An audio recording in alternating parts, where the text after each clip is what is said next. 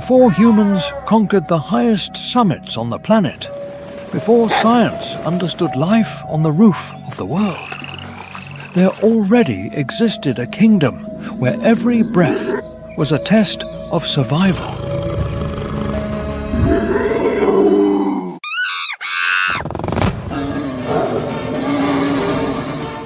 In the wilds of Nepal, between eternal snow, deep abysses and relentless winds, mountain creatures endure cold, hunger and altitude to stay alive.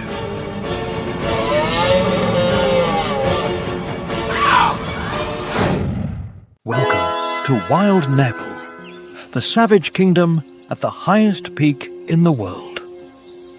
Please give us a like and subscribe to the channel to give us more motivation to continue creating quality content. Don't forget to comment below on what you thought of the video and tell us where you are watching from so we can chat together. May God bless everyone with health, peace and love for nature. Let's begin. In the most remote mountains of the Himalayas, where cliffs seem to touch the clouds and winter dominates most of the year, lives one of the most legendary predators on the planet.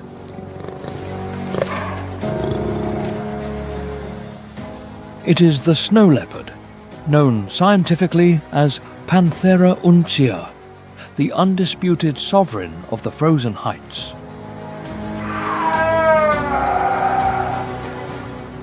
Its thick greyish fur makes it almost invisible among rocks, snow, and the shadows of alpine ravines. With a tail that can reach nearly the length of its body, it maintains balance on ledges where a single false step could be fatal.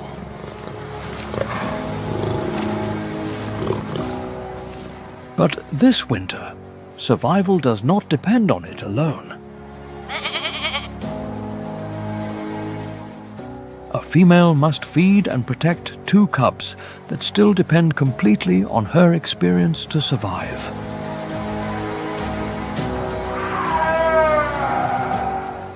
Each day that passes without food reduces the chances of the young ones overcoming the harshest season of the year. Among the most important prey are bharals and mountain goats that roam the steep slopes of the Himalayas.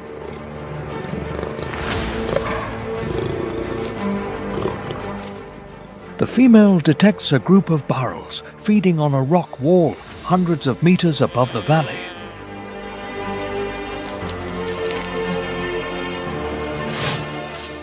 She begins to move slowly along a narrow route, using every rock and every shadow to hide her presence.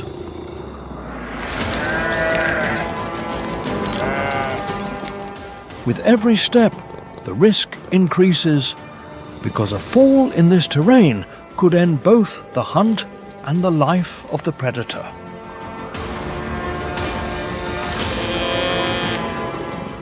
When she reaches the proper distance, she springs between the rocks with extraordinary precision and launches the attack.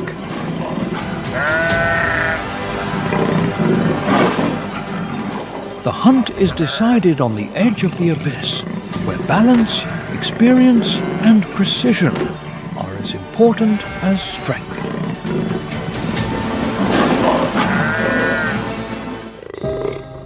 The food obtained will allow the cubs to regain energy and continue learning the skills necessary for life in the mountains.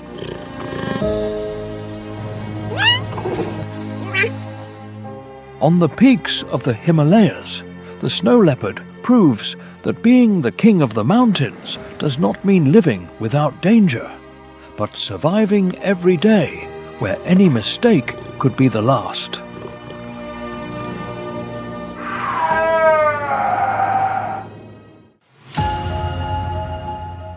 In the jungles and floodplains of the Terai, at the foot of the Himalayas, lives one of the most powerful predators on the Asian continent.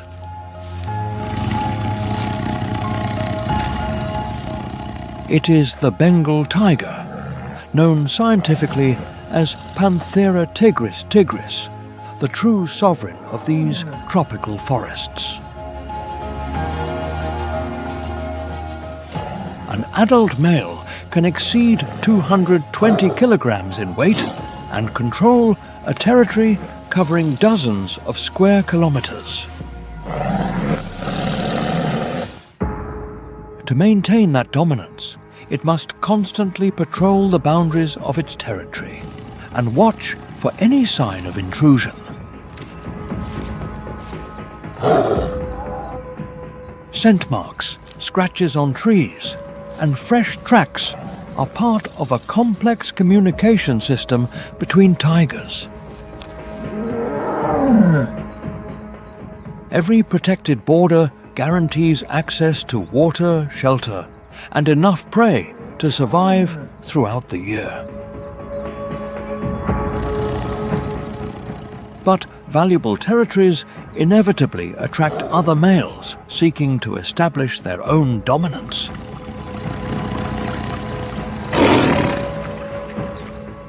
For this tiger, defending the territory also means protecting the future of the generations that might be born under its control.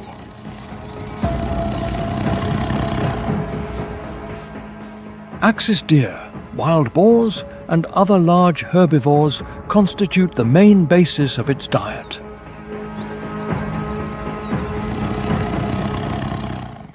The tiger detects a wild boar feeding near an area of dense vegetation and begins to approach using the forest cover. It advances silently through tall grass, trees and shadows, reducing the distance without alerting the prey. When it reaches the proper position, it releases all the power of its muscles in a precise and explosive ambush. The hunt is decided the moment the tiger's strength overcomes the prey's reaction capacity.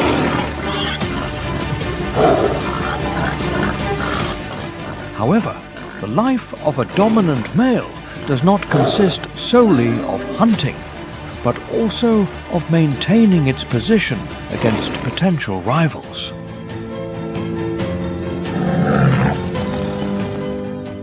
In the forests of the Terai, the Bengal tiger represents power, territory, and continuity, because the outcome of each conflict can influence the future of an entire generation of tigers.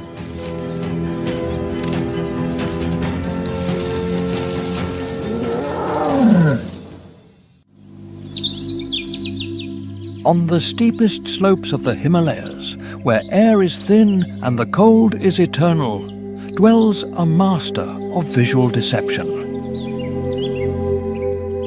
The bharal, or blue sheep, known scientifically as Sudois Nayor, is the most emblematic inhabitant of the extreme heights. Its presence dominates the Tibetan plateaus and the peaks of Nepal, moving with ease at 5,000 meters of altitude. Its slate-grey fur with bluish reflections allows it to blend completely with the rocks and shale of the mountain. This robustly built animal reaches a weight of 75 kilograms in adult males, optimized for life on slopes. They possess curved and powerful horns used for both defense and ritual battles during the mating season.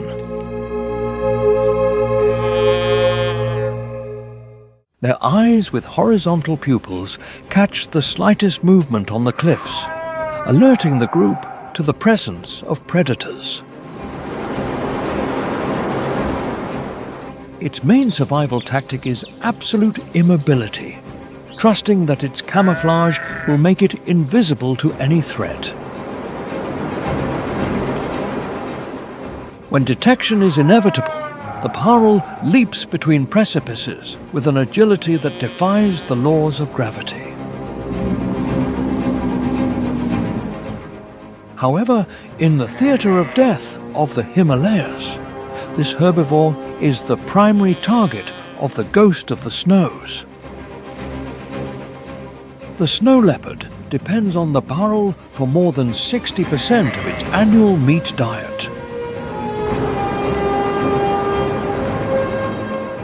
As a keystone species, the abundance of the parrel dictates the health and survival of Asia's most majestic predators. They feed on lichens and alpine grasses, transforming scarce vegetation into pure energy to withstand winds of 100 kilometers per hour. They live in cohesive herds, where shared vigilance is the only guarantee of not perishing under the claws of a hunter. The parrel is the vital link that sustains the biological balance of the summits, a silent warrior of the eternal rocks. In the vast plateaus of the Himalayas, where the freezing wind blows relentlessly and temperatures remain extreme for much of the year, a pack of wolves struggles to survive. For several weeks, the hunts have ended in failure and energy reserves are beginning to reach dangerously low levels. Every member of the pack feels the pressure of hunger as they travel kilometers of rocky terrain in search of an opportunity. Himalayan wolves survive thanks to cooperation, an essential strategy in an environment where food is scarce. Among them, the mountain goat stands out, a resilient animal capable of moving through slopes that seem impossible. The pack detects a mountain goat feeding near a series of cliffs and begins to organize the pursuit.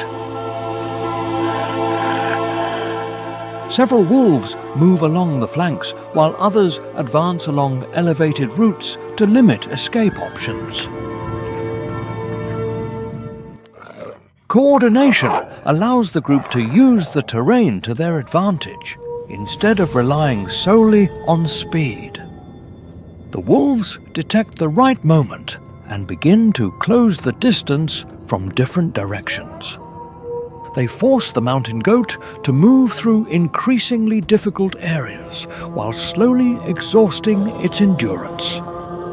When the prey loses its advantage on the ground, the pack launches a coordinated attack, taking advantage of every second of opportunity. The hunt is decided thanks to collective work, proving that unity can overcome even the most resilient prey of the mountains. But at these heights, there exists another legendary hunter watching silently from the cliffs. The snow leopard shares part of the same territory and can appear at any moment to dispute such a valuable resource. In the Himalayas, survival depends not only on capturing food, but also on keeping it against rivals capable of challenging even an entire pack. On the forbidden summits of the Himalayas, where air is thin and the wind howls between granite ridges, a glacial and majestic silence reigns.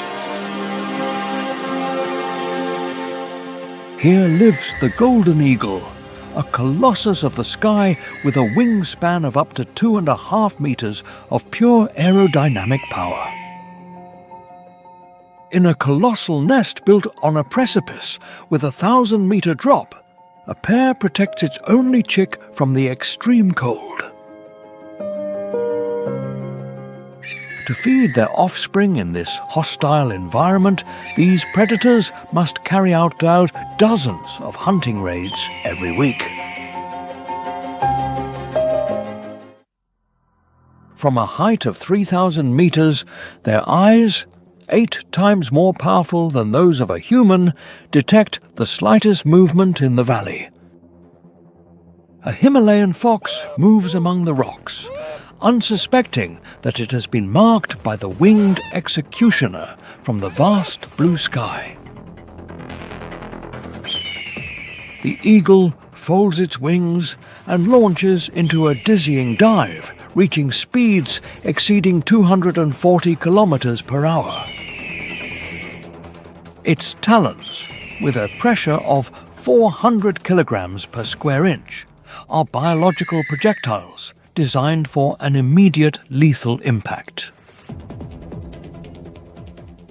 The impact is dull and violent, a collision of pure kinetic energy that neutralizes the prey's resistance in a single instant. With its secured 4-kilogram prize, the hunter must fight against thermal currents to soar again toward its stone fortress. Back on the ledge, the success of the hunt guarantees another day of life for the next generation of monarchs of the wind. Every flight is a challenge to gravity and death, a precarious balance between voracious hunger and aerial glory. Survival in the clouds does not forgive the slightest fatigue, demanding a physical perfection honed over millennia of evolution. The golden eagle is the symbol of indomitable will, a warrior that turns the void of the abyss into its absolute domain. In the vastness of the Himalayas, life only endures for those who are capable of seeing the invisible and attacking with the force of a lightning bolt. On the steepest rock walls of the mountain range lives the Himalayan tahr, known scientifically as Hemitragus gemlahicus, a master of vertical survival. Its hooves possess a unique evolutionary design with a hard outer edge and a soft center that acts like a suction cup on almost vertical surfaces. This adaptation allows it to climb cliffs where a single mistake means a fatal fall of hundreds of meters into the abyss. When the snow leopard begins its attack, the tahr uses its agility to perform prodigious leaps between minimal stone ledges.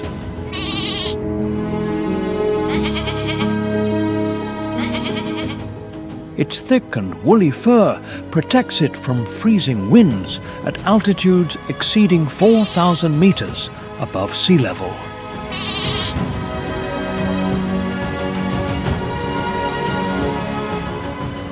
In a desperate escape, it can reach surprising speeds on terrain where any other animal would be completely paralyzed.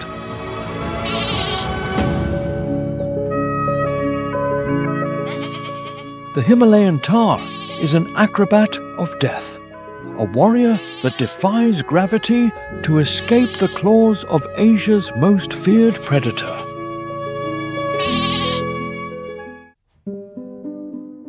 In the temperate forests of Nepal, between moss and clouds, lives a creature whose beauty seems taken from an oriental legend. The red panda, scientifically named Ailurus fulgens, is the hidden treasure of the mountains, a unique being that is not directly related to the giant panda. This small acrobat is a living fossil, the last representative of its biological family, the Ailuridae, which has survived for millions of years. Its territory extends across the slopes of the Himalayas, preferring cool altitudes between 2,200 and 4,800 meters above sea level. The vibrant crimson color of its fur is not accidental. It allows it to blend perfectly with the reddish lichens covering the trees. Its 50-centimeter ringed tail provides masterly balance as it moves through the thinnest and highest branches. During freezing nights, it uses this same tail as a natural blanket to conserve body heat in sub-zero temperatures. Weighing barely 6 kilograms, its body is light and extremely flexible, designed exclusively for an arboreal life. It possesses very sharp retractable claws and a sesamoid bone in the wrist that functions like a false thumb to grip stems.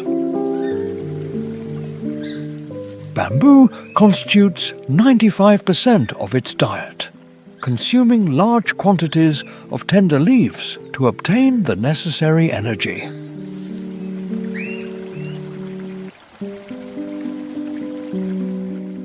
The red panda is a crepuscular being, reserving its greatest activity for dawn and dusk, far from the eyes of predators. It spends most of its existence in the treetops, descending to the ground only when strictly necessary to move. Its main defense against danger is its ability to climb at a surprising speed toward the most inaccessible areas of the forest. Despite its cute appearance, it can be aggressive if cornered, standing on its hind legs to intimidate. The red panda is a solitary animal that marks its territory with scent glands located on its paw pads.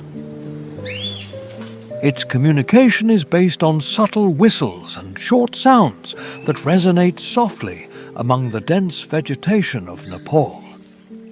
Unfortunately, this treasure of the heights faces a devastating threat that puts its immediate future at risk. Deforestation and human expansion have fragmented the bamboo forests, leaving fewer than 10,000 individuals in the wild. Every square kilometer of lost habitat is a death sentence for this unique, delicate, and extremely vulnerable species. Climate change also alters the growth of bamboo, the only source of life that sustains its fragile existence in the clouds. As an umbrella species, the protection of the red panda guarantees the survival of the entire ecosystem of Nepalese mountain forests. It is a biological indicator of environmental health, a silent sentinel warning us about the state of our planet.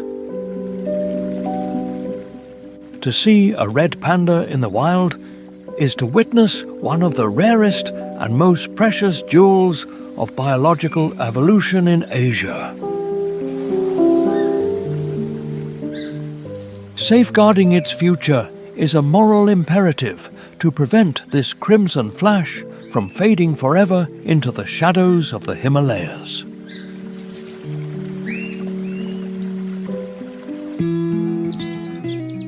In the cold forests that cover the lower slopes of the Himalayas, there exists a predator so discreet that it can remain nearby for days without being seen by any other animal. It is the Eurasian lynx, known scientifically as lynx, one of the most mysterious hunters of Eurasia. Unlike the Bengal tiger or the snow leopard, it rarely dominates by size or absolute strength. Its true advantage lies in an extraordinary ability to disappear among trees, shadows, and uneven terrain. Its spotted fur breaks the silhouette of its body and turns it into an almost invisible figure within the forest. Its wide paws allow it to move silently over snow, dry leaves, and damp ground, without generating almost any noise. For several days, this hunter follows the movements of the prey that inhabit the clearings and trails of the forest. Every path, every resting point, and every feeding route are memorized with extraordinary patience. Roe deer, hares, and small mammals constitute the most common prey for this solitary predator.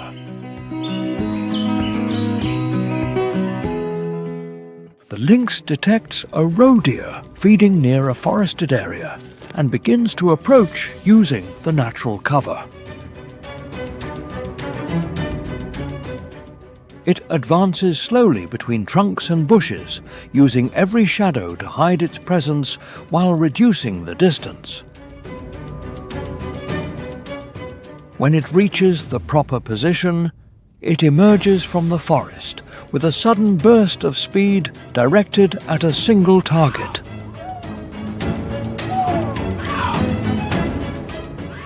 The hunt is decided the instant the lynx transforms days of patience into a single, perfectly executed opportunity. Thanks to its discreet lifestyle, it can share regions with other large predators, avoiding most direct conflicts. In the cold forests of the Himalayas, the Eurasian lynx proves that invisibility can be one of the most powerful weapons in all of nature.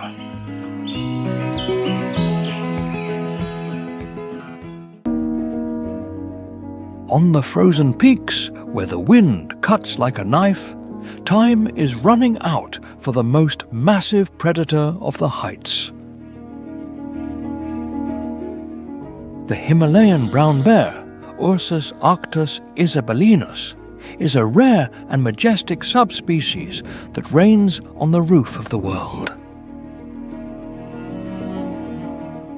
Its thick, sand-toned fur protects it from the elements while it patrols territories that reach 5,000 meters in altitude. An adult male can weigh up to 400 kilograms, being a fortress of muscle designed for extreme endurance. With autumn coming to an end, the sunlight weakens and a biological urgency awakens in the veins of this giant. The hyperphagia phase begins, a period of frenzied feeding where the bear must consume everything it finds in its path. In just a few weeks, it needs to increase its body weight by 80 kilograms to create a vital insulating layer of fat. It is a race against the clock. Every gram accumulated represents an extra hour of life during the long winter sleep. Its 10-centimeter claws are powerful tools for digging into the frozen earth in search of roots, bulbs, and marmots. The bear patrols kilometers of steep slopes, tracking any source of protein before the ground is buried by snow. Temperatures drop rapidly below 15 degrees Celsius below zero, hardening the landscape and making the search difficult.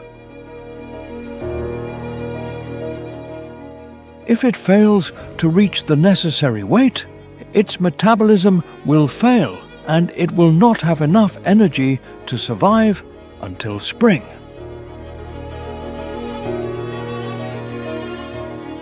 Finally, when the first snowstorm covers the peaks, the giant retreats to its den dug deep into the rock. For months, its heart rate will decrease drastically, depending exclusively on the fat reserves accumulated with so much effort. The Himalayan brown bear is the guardian of winter, a supreme survivor defying hunger and absolute ice.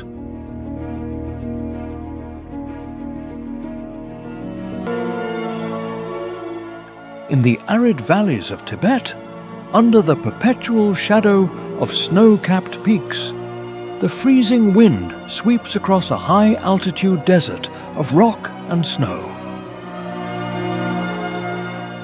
A 400-kilogram yak lies lifeless in the center of the plain, immediately becoming a beacon of survival for the entire ecosystem.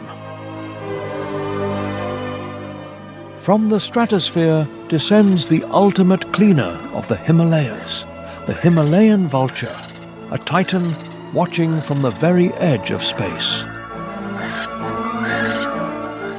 With a wingspan exceeding 3 meters and a weight of up to 12 kilograms, it is one of the largest flying birds on the planet.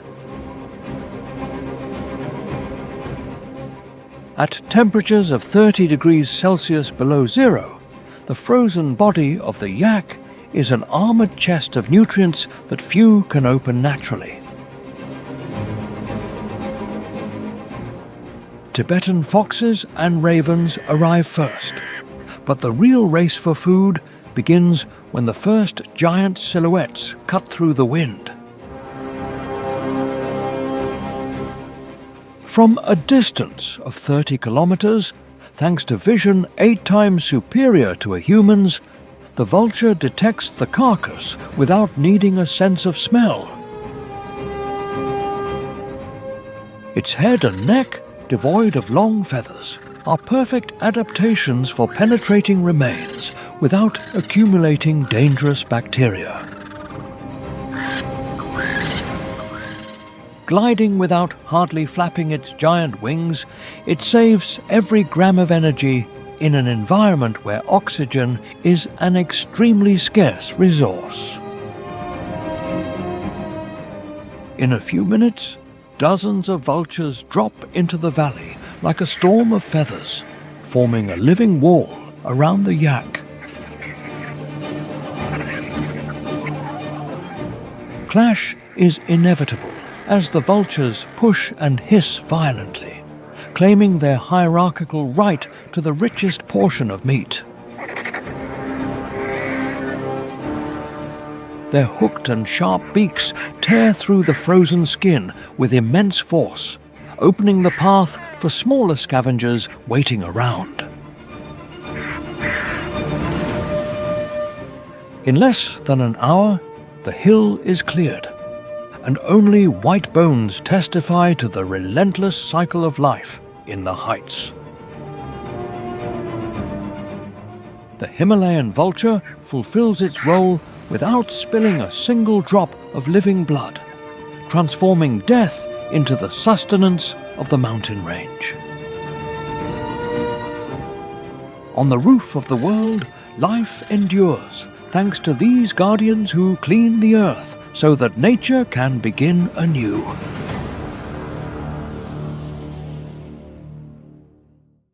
In the ice desert of Tibet, where the sky meets the earth, a colossal figure emerges, wrapped in mist.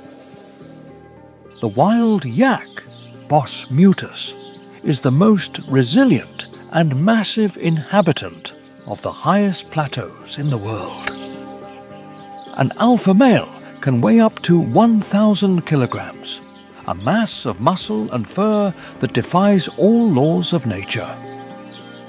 Its lungs are 3 times larger than those of a common bull, allowing it to extract oxygen from the thin air at 6,000 meters of altitude. It possesses a double-layer coat so dense that snow does not melt on its back, keeping internal heat intact. Suddenly, the horizon darkens and the fiercest snowstorm of the year begins in the Himalayan range.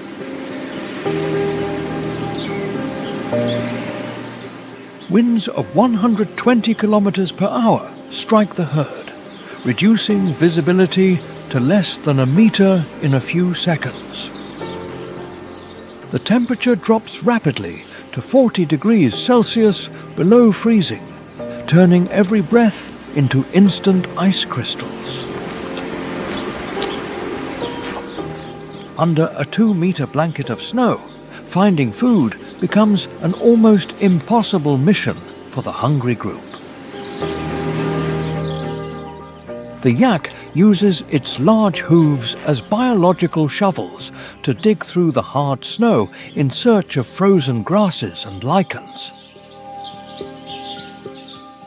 The herd clusters in a closed circle, placing the young in the center to protect them from the freezing and deadly wind. It is a war of attrition, where only the individuals with the greatest fat reserves and iron will manage to survive. Its massive 1-meter-long horns serve not only for combat, but also for breaking the ice in frozen streams. The wild yak is the cornerstone of life in Tibet, maintaining the balance of alpine meadows with its grazing. At dawn, the herd continues moving forward, proving that on the roof of the world, endurance is the only absolute law.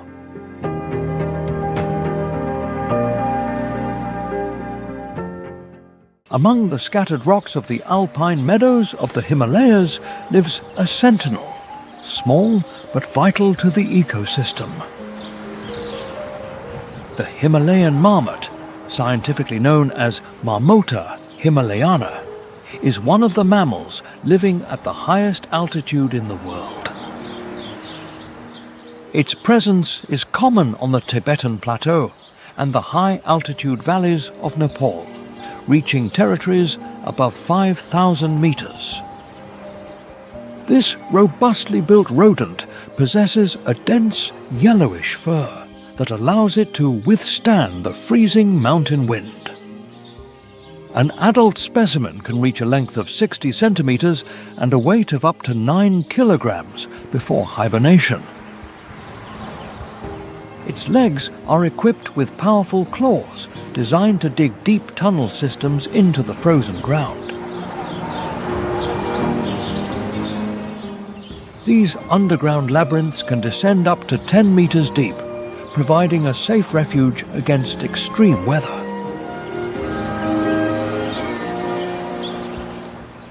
For much of the year, the marmot remains in a state of deep sleep, reducing its heart rate to conserve energy.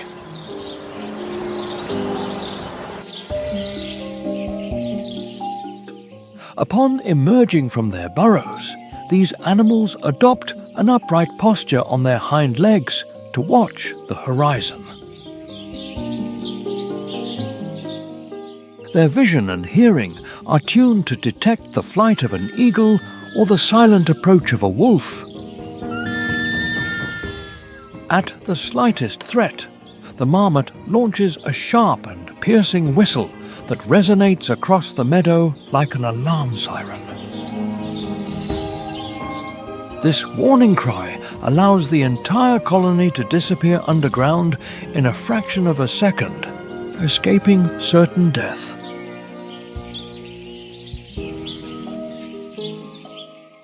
Despite its precautions, the marmot is a crucial food source for the snow leopard and the Tibetan fox. Its role in the food chain is fundamental to sustaining the larger predators of the Himalayan region. Additionally, its digging activity aerates the soil and allows water to penetrate, favouring the growth of alpine meadows. It is a creature of extraordinary resilience, capable of thriving where few living beings can find sustenance. The marmot is the pulse of the mountain, an untiring watcher ensuring the vitality of wildlife on the roof of the world. Its whistle is the sound of survival, a melody that defines the interconnectedness of life at extreme altitudes. Protecting these small sentinels is preserving the balance of an ecosystem as majestic as it is fragile.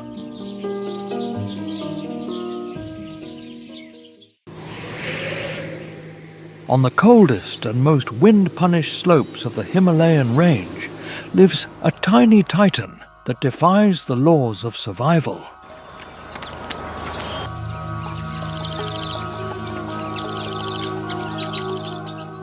The Himalayan pika, known scientifically as Ochotona himalayana, is a close relative of rabbits that has conquered altitudes above 5,000 meters.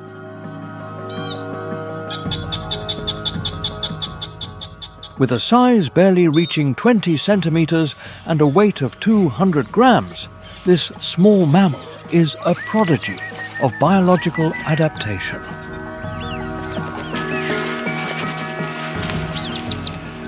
Its round and compact body is covered by extremely dense fur that isolates it from temperatures dropping to 30 degrees Celsius below zero.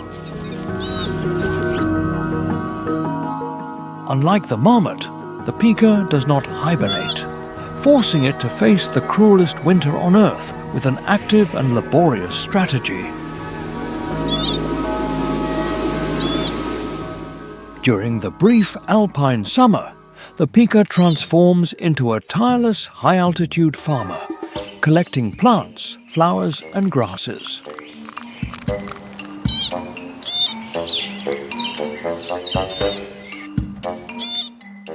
It possesses a unique technique. It places vegetation on hot rocks so the sun dries it, creating true piles of dry hay.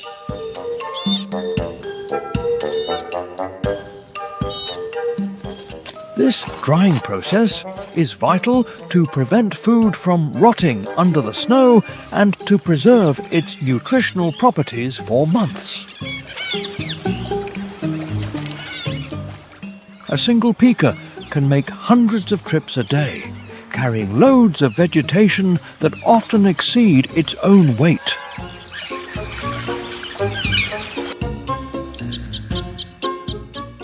It stores these reserves in underground pantries hidden among rock crevices, protected from the wind and opportunistic thieves.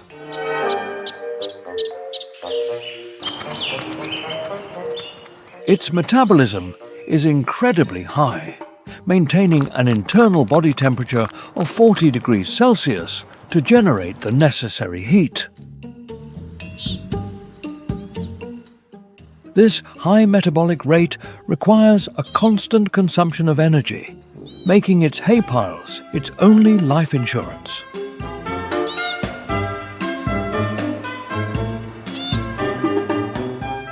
When snow covers the landscape with a 1-meter thick blanket, the pika retreats to the subnivean world, a space between the ground and the snow.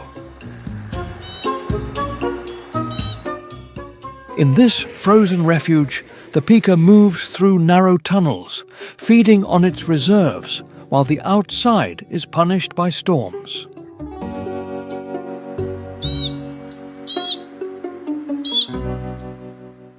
Its short, rounded ears are an adaptation to minimize heat loss, unlike its lowland rabbit relatives.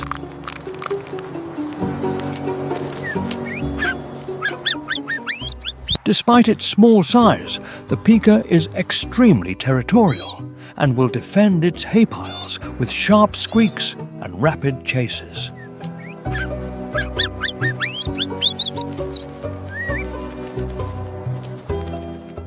It is an essential link in the Himalayan food chain, serving as sustenance for predators like the ermine and the Tibetan fox.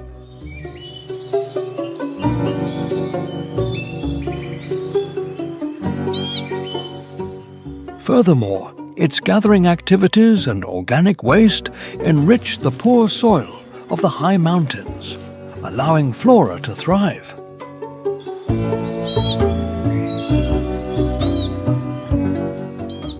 The pika is the symbol of diligence and resilience, a silent warrior surviving where giants die of cold and hunger.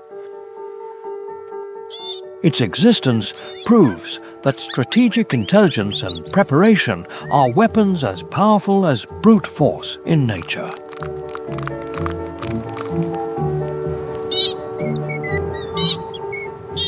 Preserving this small hay architect is fundamental to maintaining the biological health of Asia's most extreme ecosystems.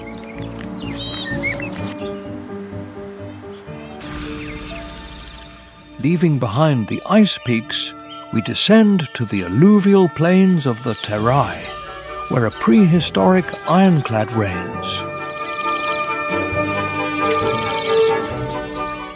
The one-horned rhinoceros, scientifically named Rhinoceros unicornis, is the living symbol of Nepal's most impressive conservation success.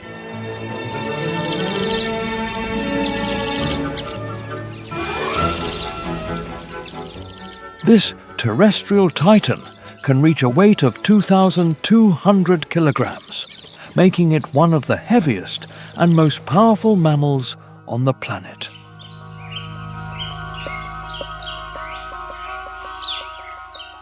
Its greyish skin is arranged in massive folds that look like armor plates, protecting it from attacks and dense vegetation.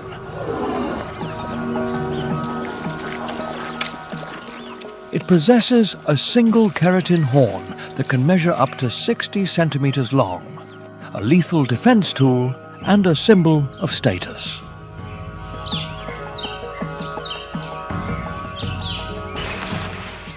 It inhabits the subtropical jungles and swamps of the south, where it feeds on tall grasses that exceed 4 meters in height.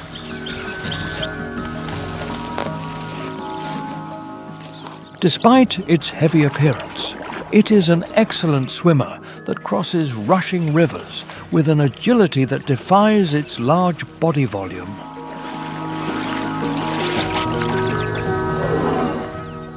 Thanks to strict protection in Chitwan National Park, Nepal has managed to rescue this species from the brink of extinction.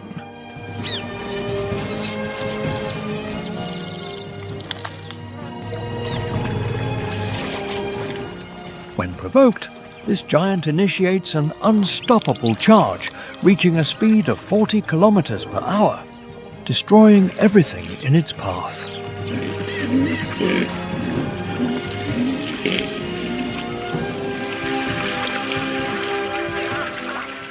The rhinoceros is the architect of the swamps, a keystone species whose grazing maintains the balance of the Terai's floodplains.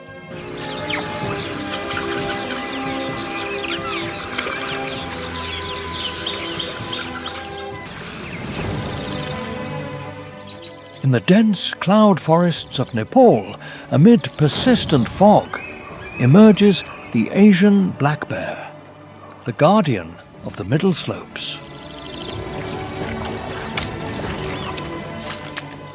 Known scientifically as Ursus thibetanus, it stands out for the distinctive crescent-shaped white patch on its chest.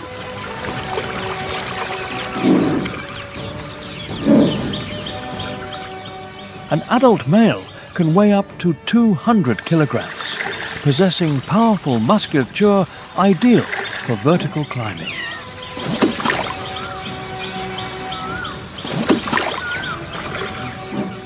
With the arrival of autumn, the bear enters a state of biological urgency, consuming food almost without interruption.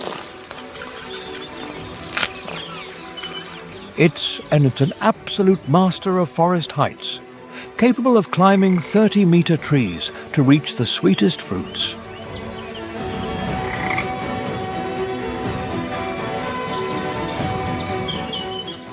Its short, curved claws act like steel hooks, allowing it to move with surprising agility among the branches.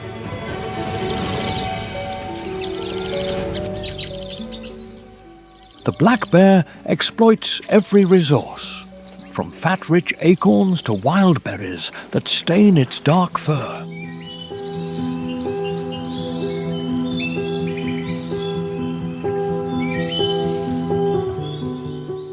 Its sense of smell is extraordinary, detecting the scent of a honeycomb from more than 2 kilometers away.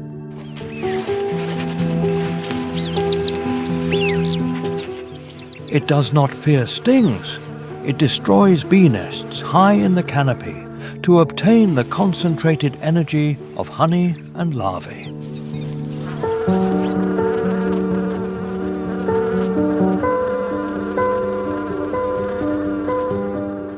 During this preparation period, a single individual can consume up to 20,000 calories per day to build up vital reserves.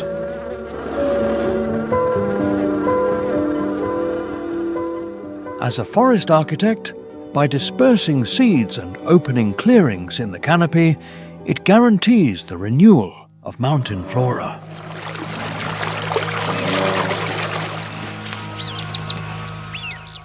Only those who manage to transform autumn's abundance into body fat will survive the long and freezing sleep of the Nepalese winter.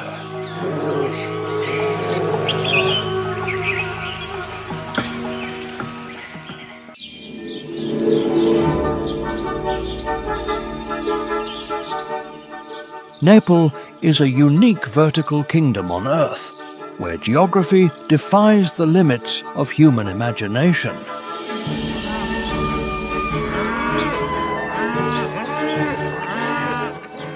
In a distance of barely 200 kilometers from south to north, the terrain rises from sea level to brush against space.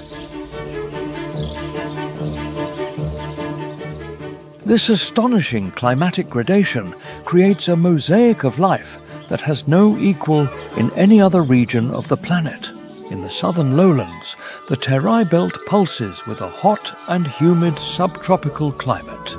Here, temperatures can easily exceed 40 degrees Celsius under a thick sun that feeds impenetrable jungles.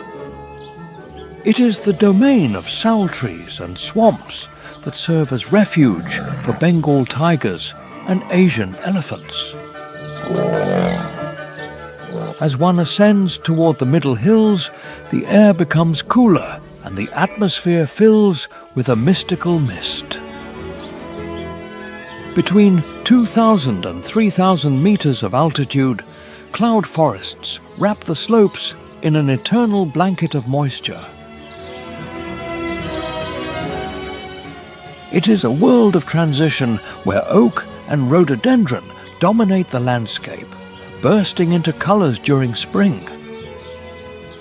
Higher up, trees begin to give way to high-altitude alpine meadows and resilient shrubs. At 4,000 meters, the climate becomes freezing and available oxygen is drastically reduced for any living being. Winds can reach speeds of 80 kilometers per hour, sweeping across the grasslands inhabited by the yak and the bharal. Reaching the death zone above 8,000 meters, the landscape transforms into an ice desert. Mount Everest, known locally as Sagarmatha, stands as the supreme guardian of the eternal snows. On these summits, the cold drops to 60 degrees Celsius below zero, and atmospheric pressure is extremely low. Glacial ice and bare rock are the only owners of this kingdom where biological life reaches its final limit. The monsoon is the vital engine that drives this whole system, bringing torrential rains from the Indian Ocean. Every drop of water travels from tropical jungles to the glaciers that feed the great rivers of Asia. Nepal concentrates almost all the planet's biomes within its territory, functioning as a natural laboratory of evolution. This climatic diversity is what guarantees the survival of the rarest and most powerful creatures on the roof of the world.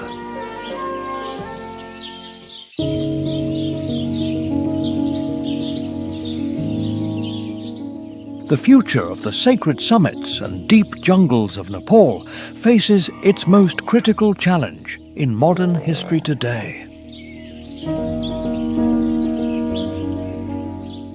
Climate change is accelerating the melting of Himalayan glaciers at an alarming rate of nearly 1 meter of thickness per year. The global temperature increase of 1.5 degrees Celsius threatens to transform eternal ice peaks into bare and sterile rock.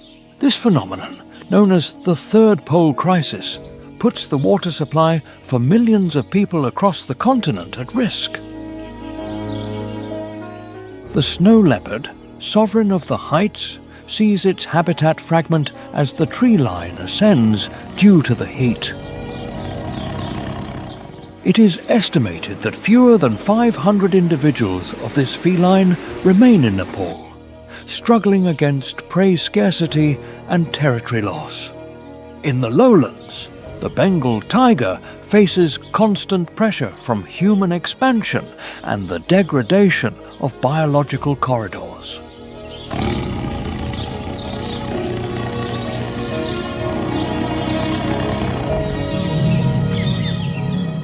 Population growth near Chitwan and Bardia National Parks increases dangerous encounters between humans and predators. Despite these threats, Nepal has emerged as a global leader in conservation, managing to double its tiger population in the last decade. Community patrolling and the use of advanced technology to combat poaching have been fundamental in protecting the one-horned rhinoceros. However, the health of the entire ecosystem depends on the fragile balance between economic development and the preservation of natural heritage. Every square kilometre of protected forest acts as a vital lung that absorbs carbon and regulates the region's climate. The disappearance of keystone species would cause a domino effect that would destabilize the unique biodiversity of this vertical kingdom. Nepal is the guardian of natural wisdom that has endured for millennia, a haven of peace for Asia's most spectacular wildlife. The struggle to conserve the Himalayas is a battle for the future of our planet, where every glacier and every tiger counts. The roar of the tiger and the whistle of the wind on Everest are reminders that we are responsible for keeping this majesty intact. We must act with determination before the shadows of extinction permanently cover the eternal snows of Sagarmatha. Nepal continues to be a beacon of hope for conservation, proving that man and nature can coexist in harmony. Preserving the roof of the world is ensuring that the symphony of wildlife continues to resonate in the heart of Asia forever. In this kingdom of giants and clouds, human will is the only force capable of saving the untamed beauty of wild Nepal. Subscribe to the channel and share this video to carry this message of respect far and wide. Every gesture helps protect nature's wonderful creation.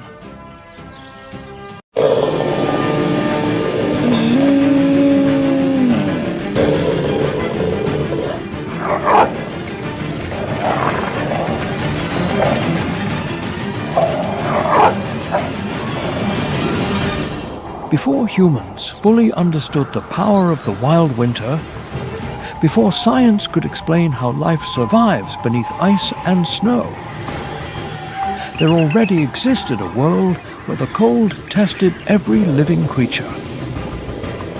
Among snow-covered pine forests, hot springs, and frozen valleys of Yellowstone, animals must struggle against hunger, freezing cold, predators, and the harshest secrets of survival.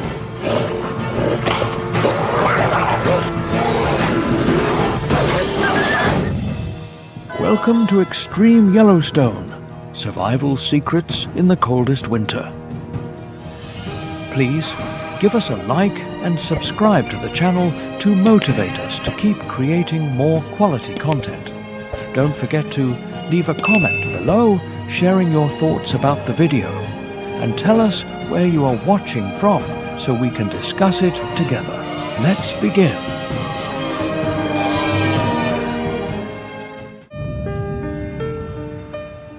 When winter blankets the Yellowstone Plateau, it transforms this wilderness into one of the continent's most challenging environments.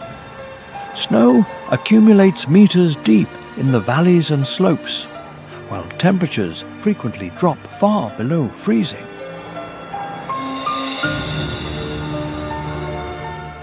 The Lamar Valley, often called the Serengeti of the United States, becomes the stage for nature's most dramatic survival stories.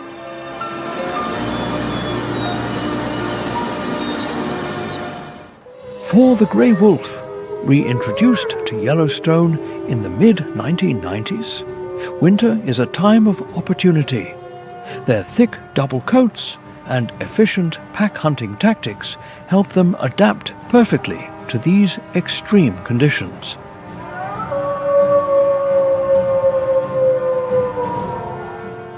A wolf pack moves as a unified organism across the landscape, communicating through subtle body language as they track their prey through the snow. Their powerful sense of smell can detect animals buried under deep snow or catch the scent of an elk herd miles away.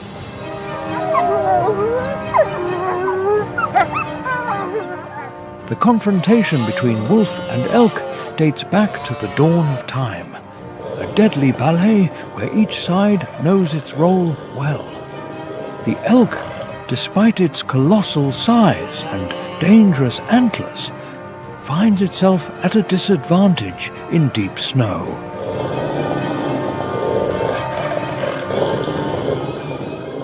Their long legs pierce the snow crust, forcing them to expend valuable energy with every heavy step.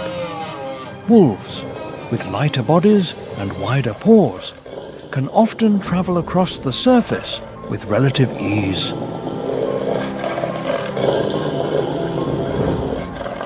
They test the prey herd, searching for signs of weakness.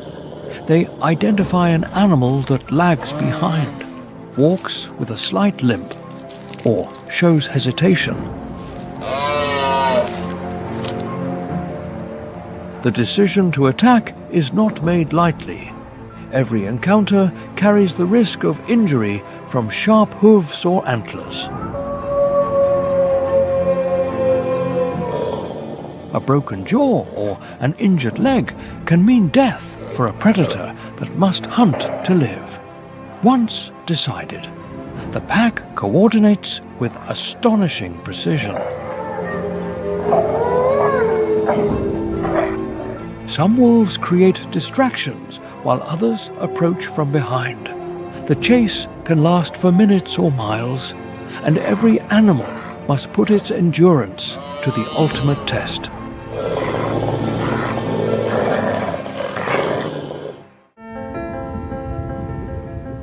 The geothermal heart of Yellowstone provides a special refuge in this frozen world. Across the park's 2.2 million acres, more than 4,000 thermal features create microclimates where snow melts to reveal patches of grass.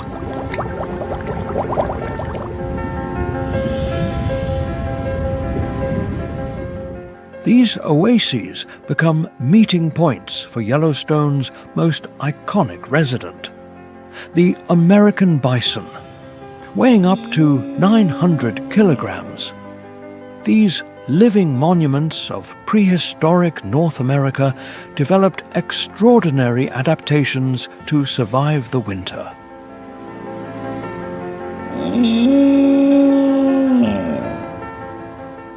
Their gigantic heads function as snowplows, pushing snow aside to reveal vegetation. Their thick skin and dense undercoat, with fibers 10 times thicker than human hair, insulate them from the most intense cold.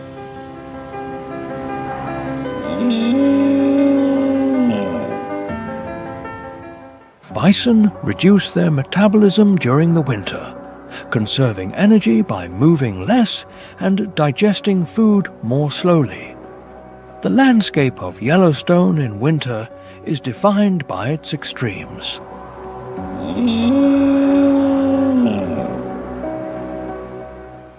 The volcanic caldera that forms the park's central plateau is one of the largest on Earth, a sleeping giant whose thermal breath creates a mosaic of microclimates.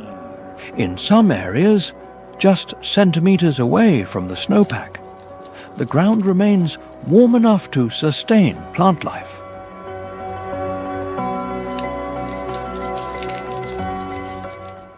The warm soil provides a crucial habitat for small mammals.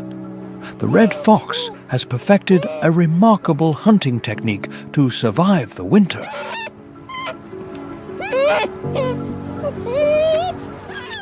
With ears capable of detecting the slightest rustle under meters of snow, the fox locates mice and voles moving through subnivean tunnels. In a behavior known as mousing, the fox leaps high and dives headfirst into the snow.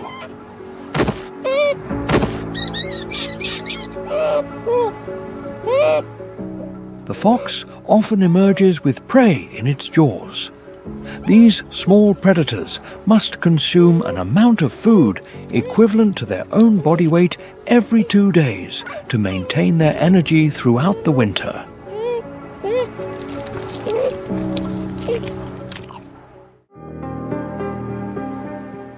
Not all of Yellowstone's residents choose to face the winter challenge.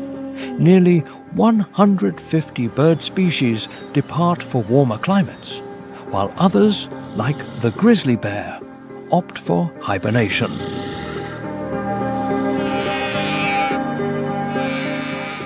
By late October, most grizzlies have retreated to their dens after spending the previous months in a feeding frenzy called hyperphagia.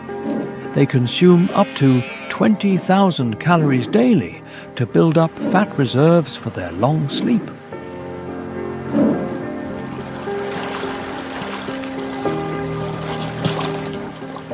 A female bear will give birth during hibernation, usually to twins, the cubs, weighing less than half a kilogram at birth.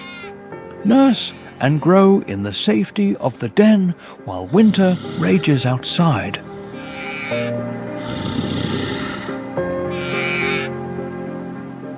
By the time spring arrives, they will weigh about 7 kilograms and face the outside world alongside their protective mother. For the Yellowstone elk, winter is a brutal equation of energy conservation.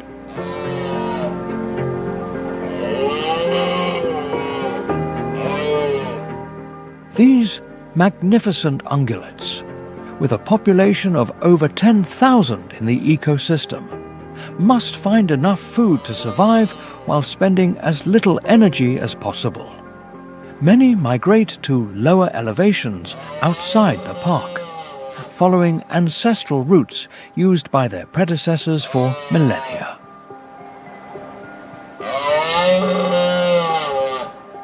Those that remain face a daily struggle to find food and avoid predators.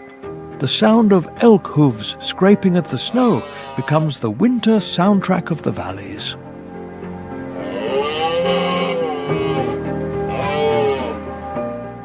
They dig holes that look like craters, revealing the sparse vegetation hidden beneath. Their specialized digestive system allows them to process even the lowest quality forage.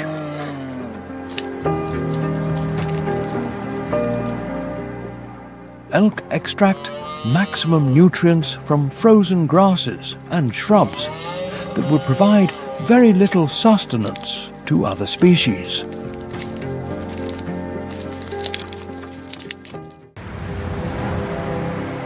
As winter grows more severe, the park falls into a state of stagnation. The snow muffles sound, creating a quietude interrupted only occasionally by the cracking of trees or the distant howl of a wolf pack.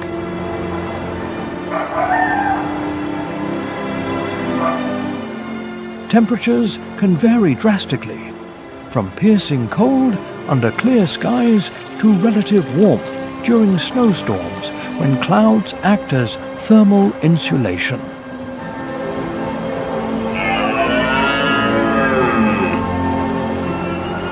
Night brings its own magic to a Yellowstone winter with minimal light pollution.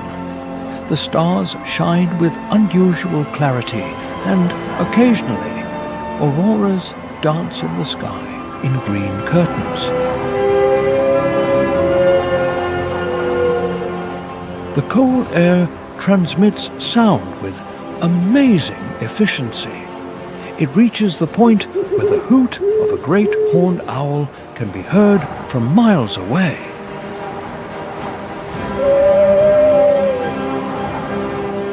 For the creatures of Yellowstone, winter is not something to conquer, but something to endure through adaptation.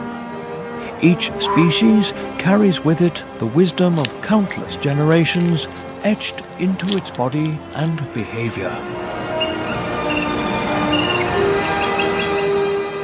These are lessons learned through relentless natural selection.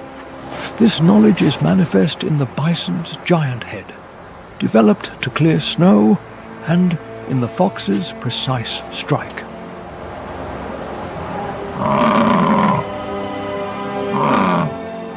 As the calendar advances, winter seems endless and food becomes scarce. The weak begin to succumb, and their bodies fuel the nutrient recycling cycle that makes this ecosystem function.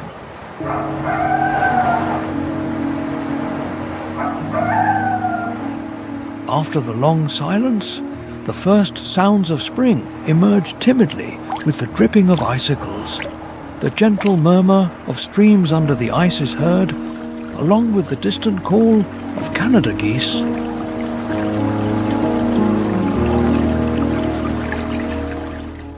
Welcome to Yellowstone in spring, the season of rapid rebirth.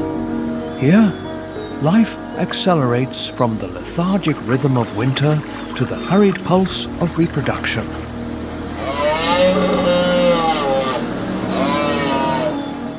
The transition showcases nature's extraordinary resilience and the complex synchronization evolved over millennia. For the grizzly bear, the start of spring marks the end of a 5-month dormancy. The mother now faces the challenge of finding sufficient nutrition and protecting her vulnerable cubs. She has lost up to 30% of her body weight and must recover reserves while producing milk for her young. The bear's first meals often come from the carcasses of animals that died in winter. As omnivores with a flexible diet, grizzlies quickly transition to digging for roots and lily bulbs.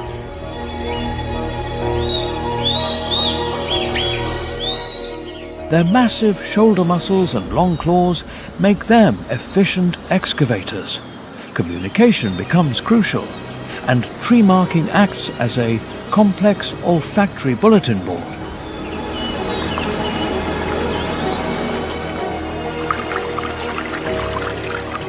Each bear leaves a unique scent mark that transmits information about its identity and status. In a landscape where direct encounters can be dangerous, this system helps them maintain the necessary distance. Death during the winter creates opportunities for Yellowstone's cleanup crew. The raven, with intelligence rivaling that of chimpanzees, follows wolf packs.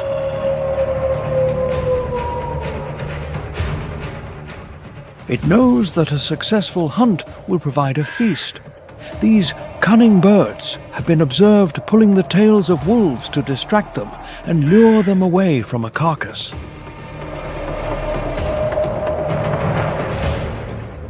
They also drop branches on sleeping wolves to move them away from prey. The coyote is more cautious and waits for the wolves to leave before approaching to eat the remains. Their relationship is complex and often violent. Wolves kill coyotes not just for competition, but due to territorial instinct. However, the coyote persists thanks to its adaptability, sometimes forming temporary alliances with ravens. The latter act as aerial scouts to locate food in exchange for access to the carrion.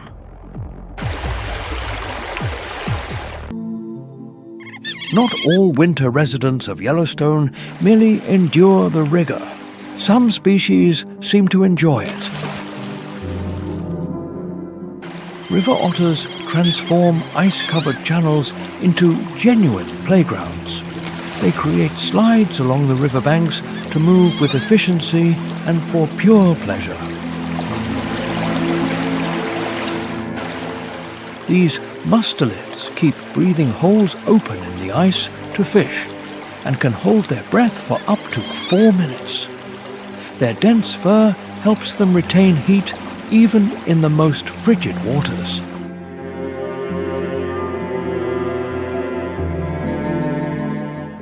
The Madison River remains partially open during the winter, creating a vital resource for waterfowl. The trumpeter swan congregates in these rare open waters. Once hunted almost to extinction, by 1935, fewer than 70 individuals remained in the U.S. Today, their captivating song resonates once again throughout Yellowstone's winter landscape.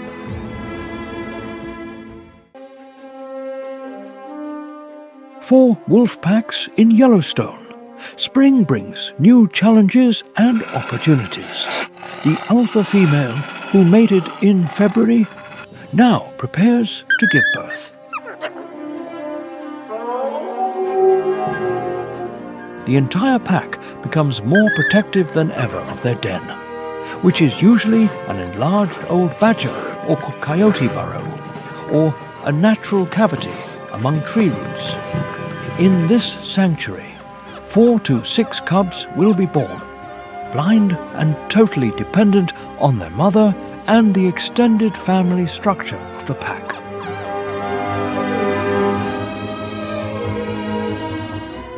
The cubs grow rapidly, opening their eyes at 2 weeks. At 3 weeks of age, they begin to leave the den and explore the environment under the pack's strict protection.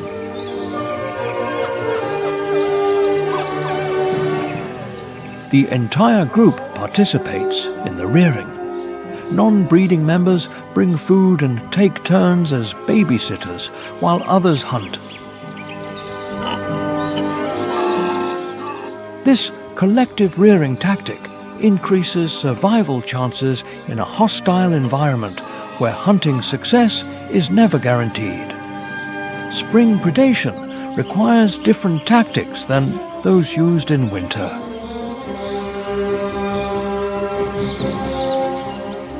As the snow retreats, the elk regains its mobility advantage, but calves born in May and June become priority targets. Wolves must balance the ease of capturing vulnerable newborns with their small size, which provides less nutrition.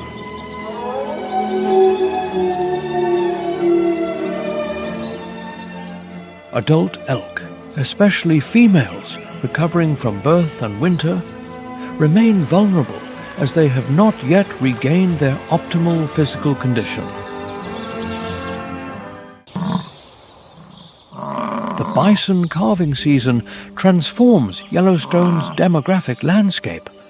They are born with a characteristic orange-red coat that will darken with age. Calves can stand up almost immediately after birth and follow the herd in just one day. These calves, affectionately called red dogs by park staff due to their colour and playful personality, infuse new energy into the herd.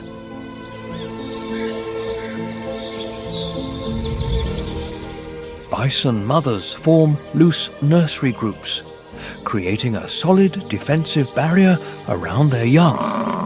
When wolves or bears approach, these giant mothers form a united front.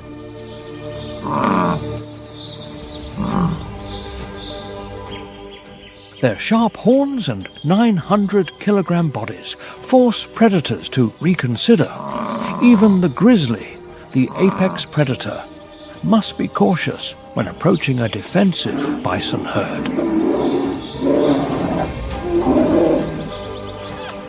As smaller mammals emerge from their hibernation burrows, they become prey for opportunistic hunters.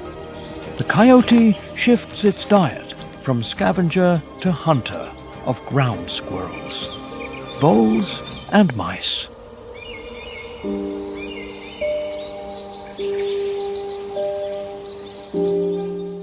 Its characteristic pouncing technique becomes common in the meadows where rodents begin their activity.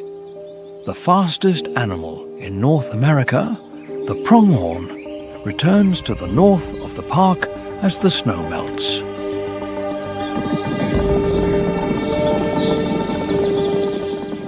Capable of reaching sustained speeds of 88 kilometers per hour, this delicate ungulate developed its extraordinary quickness to escape extinct Ice Age predators, such as the American cheetah. Today, their speed gives them a wide safety margin against wolves and coyotes, although newborns remain in danger.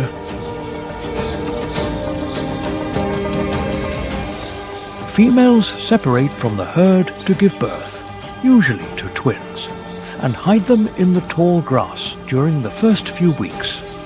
Young pronghorns have almost no body odor.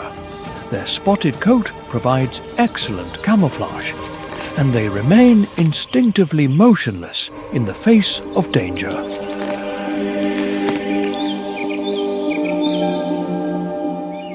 The mother only returns briefly to nurse them, minimizing the chance that a predator will discover their location.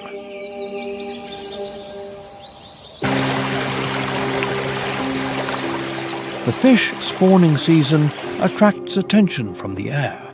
The osprey, after returning from the south, establishes nesting territories near productive fishing areas.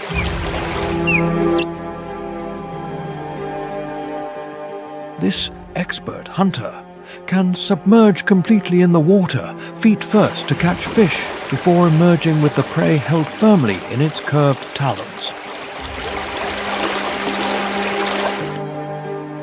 A reversible outer toe and spiny pads on the feet help them grip slippery prey while flying back to their nests. Bears are also attracted by the spawn.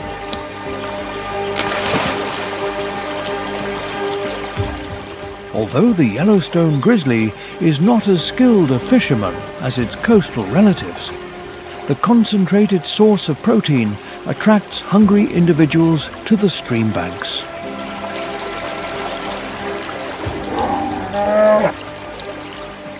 Beavers become particularly active with the arrival of spring. They repair dams and lodges damaged by winter ice and flooding.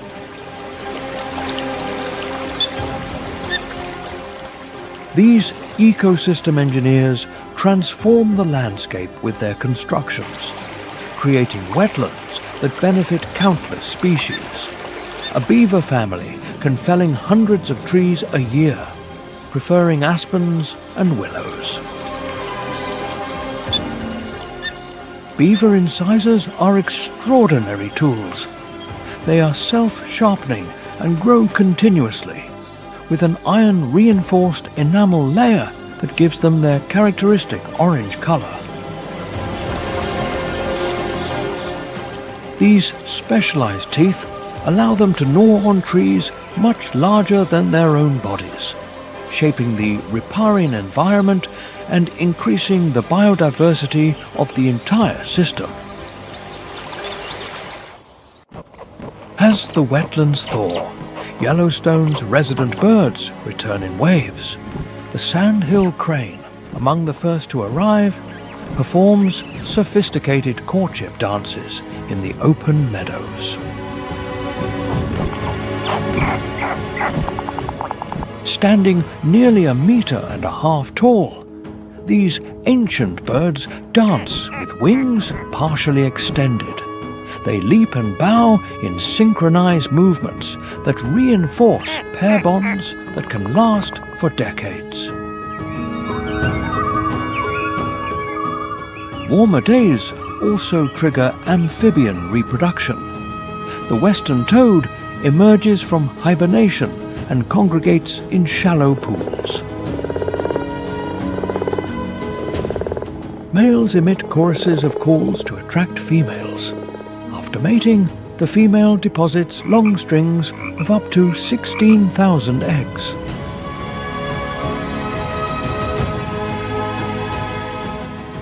These must complete their metamorphosis before the aquatic habitat dries up under the summer heat.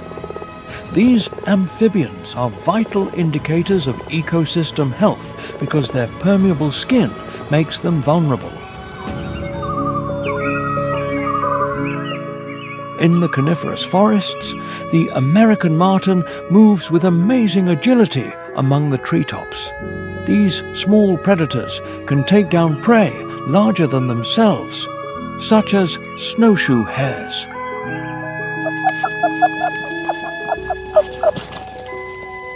Snowshoe hares have already changed their white winter fur for summer brown. Aspen forests also undergo their spring transformation.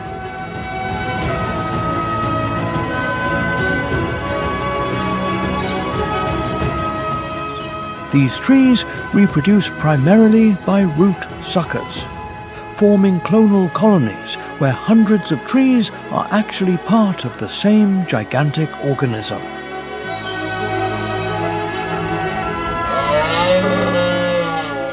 For the elk, spring brings indispensable nutritional relief with the growth of fresh, protein-rich grass. Pregnant females seek out green areas with urgency to support the final phase of fetal development. Parturition usually peaks in late May and early June, when mothers seek isolated areas. The newborn fawn weighs about 16 kilograms and has a spotted coat that provides excellent camouflage.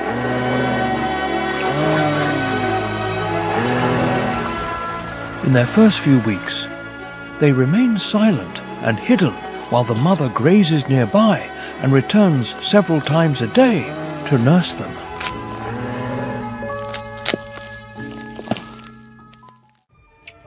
On the steep, rocky slopes of Yellowstone's mountains, the bighorn sheep welcomes its new generation. lambs are born with an innate ability to climb.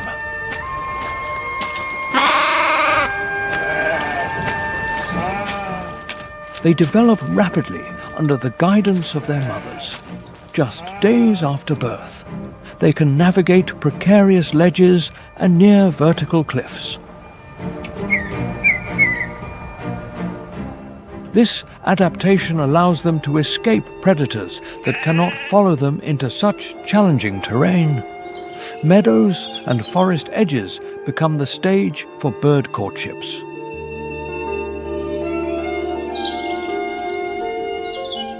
Migratory songbird species establish territories and attract mates. The mountain bluebird is one of the first species to return.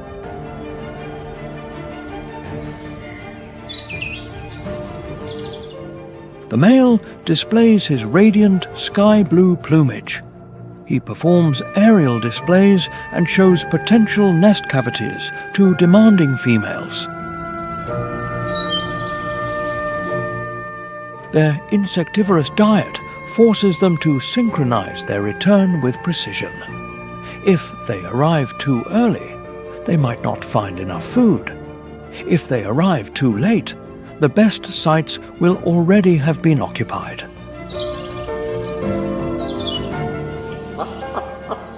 Other subtle signs reveal the presence of permanent residents, like the dusky grouse.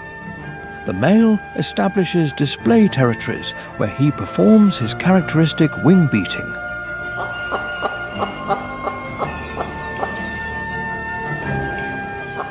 He stands on a fallen log and strikes his wings with an increasing rhythm that creates a sound similar to distant thunder. These sites are known as drumming logs. The sites can be used by successive generations of grouse for decades. The yellow-bellied marmot emerges from its 8 months of hibernation with a considerable workload.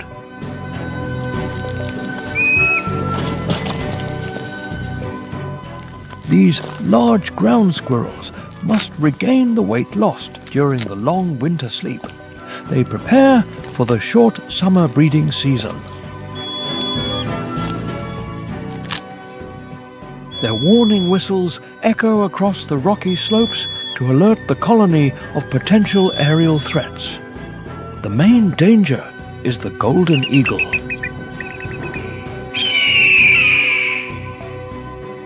This species of raptor can dive and capture even an adult marmot. The balance between life and death is maintained in the heights. Summer arrives in Yellowstone with the subtlety of an explosion.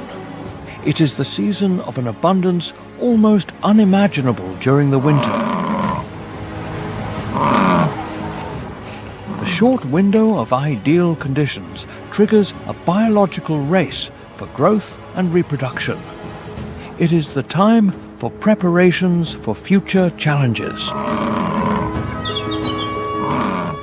Throughout the park's 810,000 hectares, life manifests in infinite forms. All organisms participate in the great summer acceleration. Solar energy is absorbed through plant photosynthesis. It flows through the food web with a unique intensity in this short season.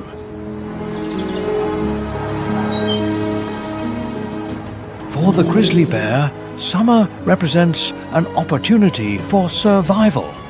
After emerging from hibernation with a nutritional deficit, they now find themselves in an environment of abundance.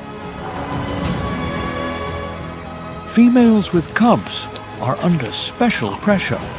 They must consume enough calories to maintain milk production while teaching essential skills.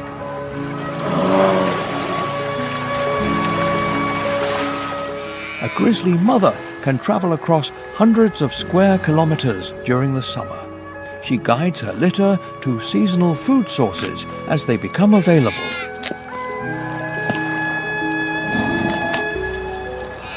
The grizzly's diet demonstrates its adaptability. As omnivores, they consume everything from ants and moths to fawns and carrion. Their long claws serve as multi-purpose tools for digging up nutritious roots. They are also used for flipping rocks in search of crayfish and insects. A grizzly can consume 30,000 calories daily during the feeding peak. Cutthroat trout were historically a crucial food source for the bears.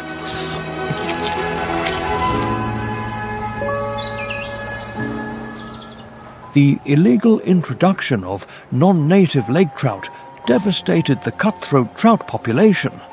This forced the bears to look for other alternatives.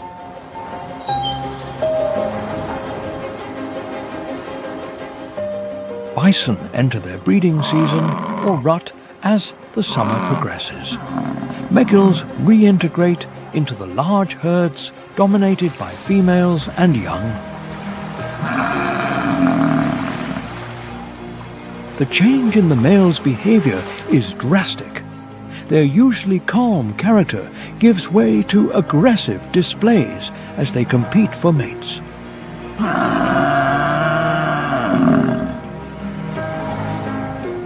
Male bison establish their dominance through impressive displays.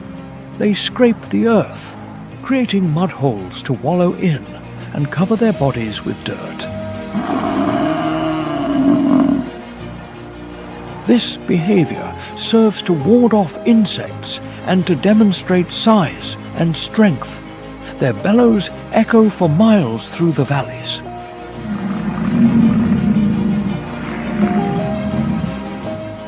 When displays are not enough, physical confrontations decide the hierarchy.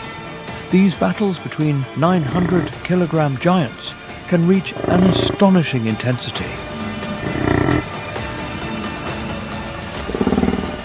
Males charge at each other at top speed. They use skulls and muscles adapted to absorb impacts that would kill other animals.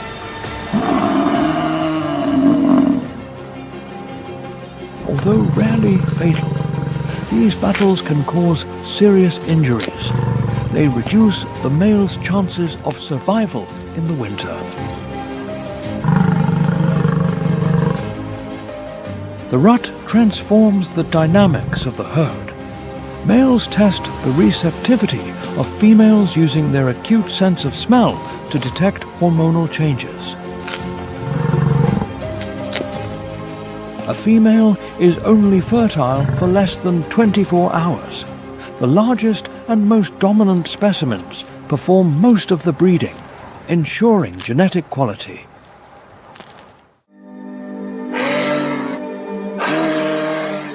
For the Yellowstone elk, summer is a phase of recovery and preparation.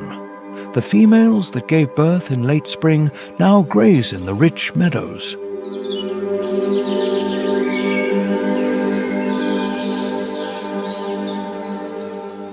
They transform abundant vegetation into nutritious milk for their rapidly growing fawns. For their part, the males invest enormous energy in the development of their antlers. It is the fastest growing tissue in the animal kingdom, capable of growing up to 2.5 centimeters daily at its peak. Elk antlers are wonders of biological engineering. They grow from specialized cells at the base and branch out, according to their genetic programming and nutritional.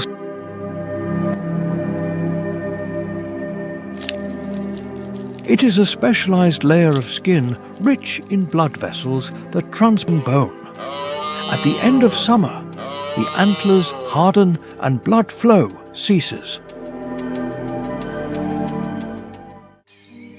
The velvet dries and peels off, revealing the polished bone.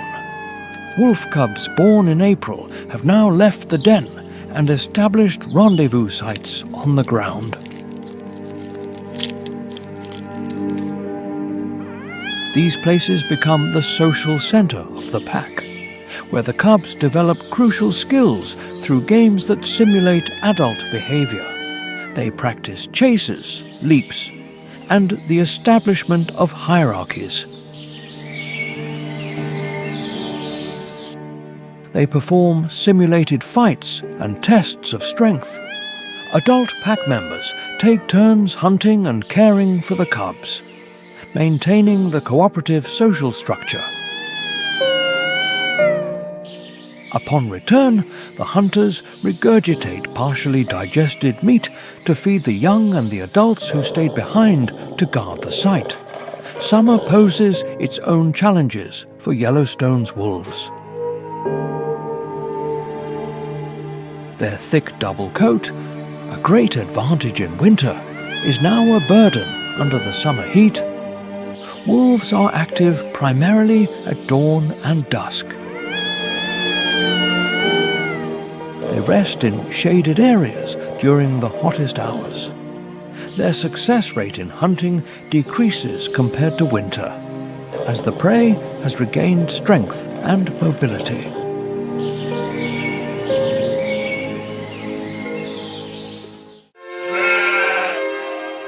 Young pronghorns born in spring now exhibit the amazing speed characteristic of their species.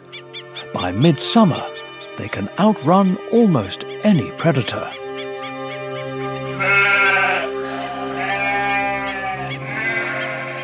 They practice their running skills and pronking, a special type of jump where all four legs leave the ground at the same time. This behavior serves to develop body coordination and cardiovascular capacity.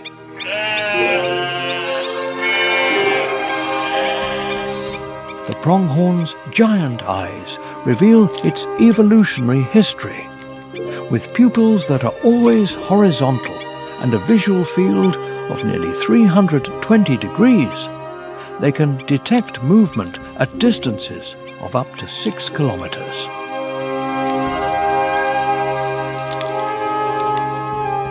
These adaptations evolved to help them detect the American cheetah and other fast predators that disappeared at the end of the Pleistocene. Today's pronghorn possesses a design that seems to exceed the needs of its current environment. The black bear reaches its maximum level of activity in summer, and its omnivorous diet changes according to food availability. Unlike the grizzly, black bears are expert climbers.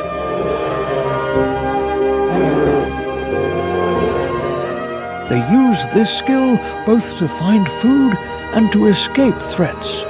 Their curved claws function as natural climbing tools, allowing them to climb vertical trunks with amazing speed.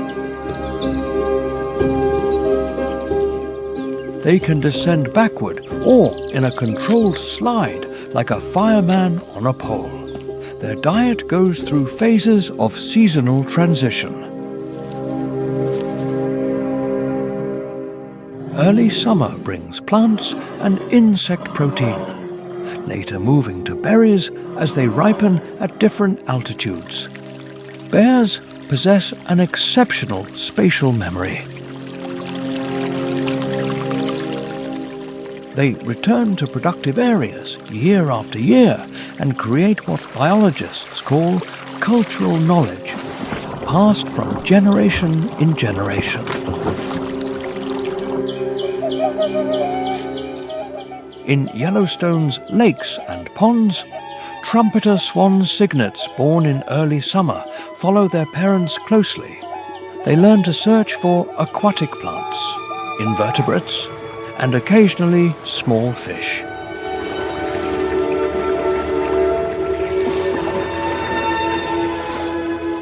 These giant birds, with wingspans of nearly 2.5 meters, were near extinction in the early 20th century due to intensive hunting for their plumage and skin. Their recovery represents one of the partial successes of conservation. though they remain vulnerable to habitat loss.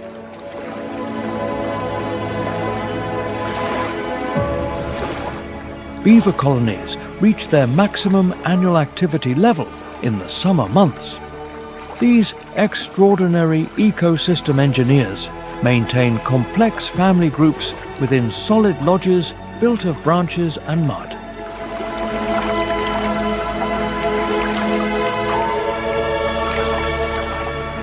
Their dams and dikes transform streams into rich wetlands that benefit countless species, from aquatic insects and amphibians to elk and waterfowl.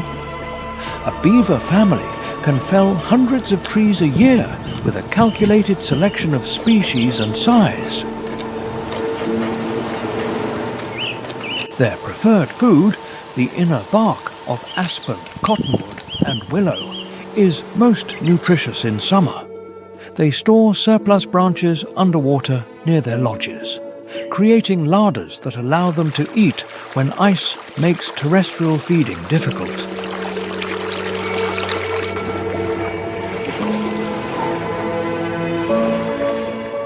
The moose, the largest deer in North America, finds its ideal habitat in these beaver-created wetlands.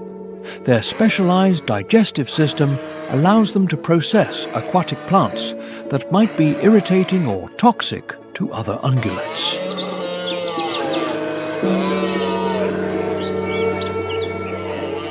A moose can consume 22 to 27 kilograms of vegetation daily in summer, building up reserves to survive the winter when metabolism slows.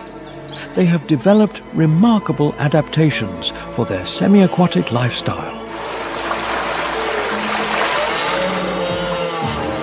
Their long nose and prehensile uplip function as flexible tongs for gathering plants on and under the water. The fold of skin hanging from their neck, called a bell, may function as a social signaling mechanism, though its exact purpose remains a debate among biologists.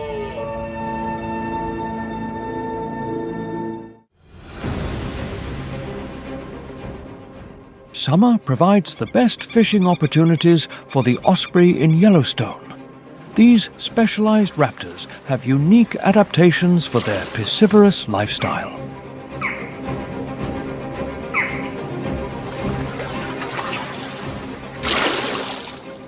The outer toe can pivot backward to create a double grip, both front and back, which helps them hold firmly onto slippery fish. Special pads on their feet contain spicules that increase grip.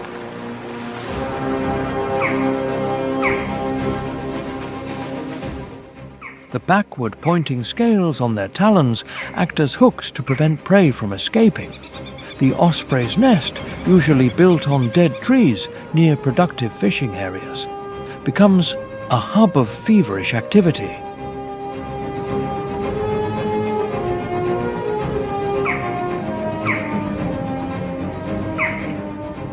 The parents bring a nearly continuous stream of fish for their growing chicks. The young develop rapidly, reaching nearly adult size just 6 weeks after hatching. Their first flights usually occur between the 7th and 8th week. Parents continue to supply food while the young perfect their hunting skills. While the osprey specializes in fishing, other raptors pursue different targets. The peregrine falcon, after recovering from near extinction due to DDT pesticide pollution, hunts smaller birds through spectacular aerial attacks.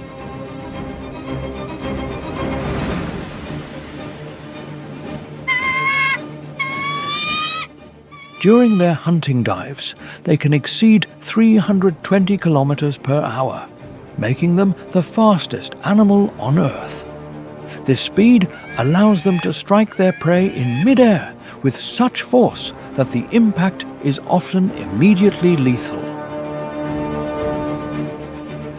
For its part, the golden eagle patrols the highest areas of Yellowstone, where ascending thermal currents offer ideal conditions for soaring. It has a wingspan of 2.4 meters and talons capable of exerting a pressure of 340 kilograms per square centimeter.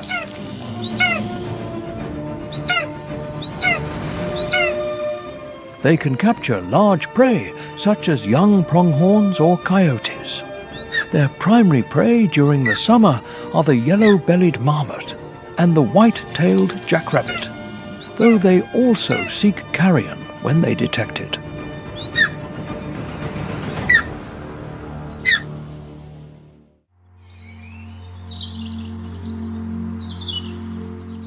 As day gives way to night, Yellowstone's diurnal beings seek refuge while nocturnal specialists begin to emerge. Fireflies perform bioluminescent courtship displays in the fields near water sources. Each species creates a unique flash pattern, forming a silent dialogue of light that allows males and females to identify their suitable partner in the darkness. Little brown bats leave their daytime roosts in rock crevices and tree hollows to hunt flying insects. These aerial insectivores can consume more than 1,000 mosquitoes per hour. They help with natural pest control while transforming insect protein into guano, which fertilizes the soil and cave ecosystems. A single reproductive colony can consume tens of thousands of insects each night during the peak of summer. As summer transitions into autumn, subtle changes begin to appear. Days shorten almost imperceptibly, triggering hormonal changes in both plants and animals. Nights become cooler, giving way to the first color changes in deciduous vegetation. The great wheel of the seasons continues its eternal turn, moving inevitably toward the time of harvest and preparations for winter's return. This is the season of transition, reunions, and migrations. It is about mating rituals and final gatherings before winter reclaims the high ground. The score of autumn begins before dawn, when male elk announce their presence with haunting bellows. Their voices, half whistle, half roar, travel miles through the pure mountain air. They function as both a challenge to rivals and an invitation to potential mates.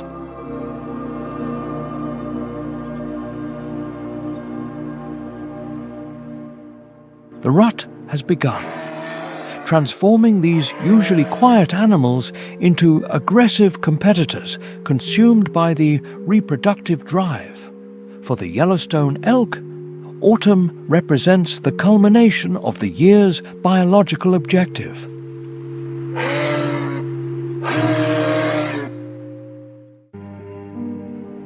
The males have spent all summer developing and sharpening their magnificent antlers, which can measure up to 1.5 meters wide and weigh up to 18 kilograms. Now, these weapons and status symbols will decide their reproductive success. Males establish and defend harems of females that sometimes exceed 20 individuals. Confrontations between leaders can be spectacular and dangerous. Rivals of equal strength can fight for hours with antlers locked, pushing, twisting, and maneuvering to gain an advantage. The winner takes or maintains breeding rights, while the loser retreats to recover his strength. Fatal injuries, though rare, are not non-existent. Broken legs, puncture wounds, or locked antlers can occur, condemning both to a slow death by starvation. A female is only fertile for a 24-hour period within her estrus cycle, which generates fierce competition among males. The dominant male must constantly guard the harem, detecting when each female reaches her point of fertility. The male must repel opportunistic rivals. The energy expenditure is colossal. A male can lose up to 20% of his body weight during the rut, entering winter in a vulnerable state.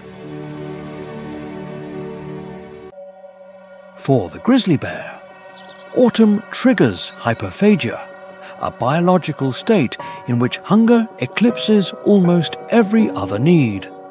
Bears must consume up to 20,000 calories daily during this stage to build up fat reserves. These reserves will allow them to survive hibernation. Their digging ability intensifies as they search for roots of biscuit root, lumper, and other starch-rich tubers. The prominent hump on the grizzly's shoulders contains large muscle masses that power this work. Their front claws, which can exceed 10 centimeters in length, act as effective digging tools. A single bear can move large tracts of earth during its autumn search. This helps to aerate the soil and disperse plant seeds. Berry fields attract bears from miles away, thanks to an extraordinary sense of smell capable of detecting ripe fruit at remote distances. Cranberries, service berries, wild cherries, and buffalo berries provide concentrated sugars. These sugars are efficiently transformed into the layer of fat needed for the winter. A bear can consume thousands of berries a day, staining its fur around the snout and paws with the juice of the fruits. In river basins, where the native cutthroat trout population remains healthy, autumn fish migrations provide an essential source of protein and fat. Bears use various fishing techniques to prepare. They may stand motionless, waiting for the rapid passage of a fish, or dive headfirst to catch it against the stream bed. Others simply enter shallow water and slap fish toward the bank with their powerful paws. At higher altitudes, whitebark pine seeds become available as their cones ripen. The black bear, with its superior climbing ability, scales to the canopy to collect this highly caloric food. The grizzly, less suited for climbing, may shake the trees or search for the seed stores that red squirrels have hidden. A single cone of this pine can contain more than 100 seeds. Each seed provides concentrated nutrition crucial for weight gain before hibernation. As autumn progresses, females take on a rounded appearance due to the accumulation of subcutaneous fat. Their previously flat faces thicken, and their bodies become visibly circular. This transformation is their guarantee of survival. Each pound of fat helps sustain the bear for one day of hibernation. Females that will give birth in winter need additional reserves to maintain milk production while they remain in the den. Time is running out before the first major storm covers the plateau.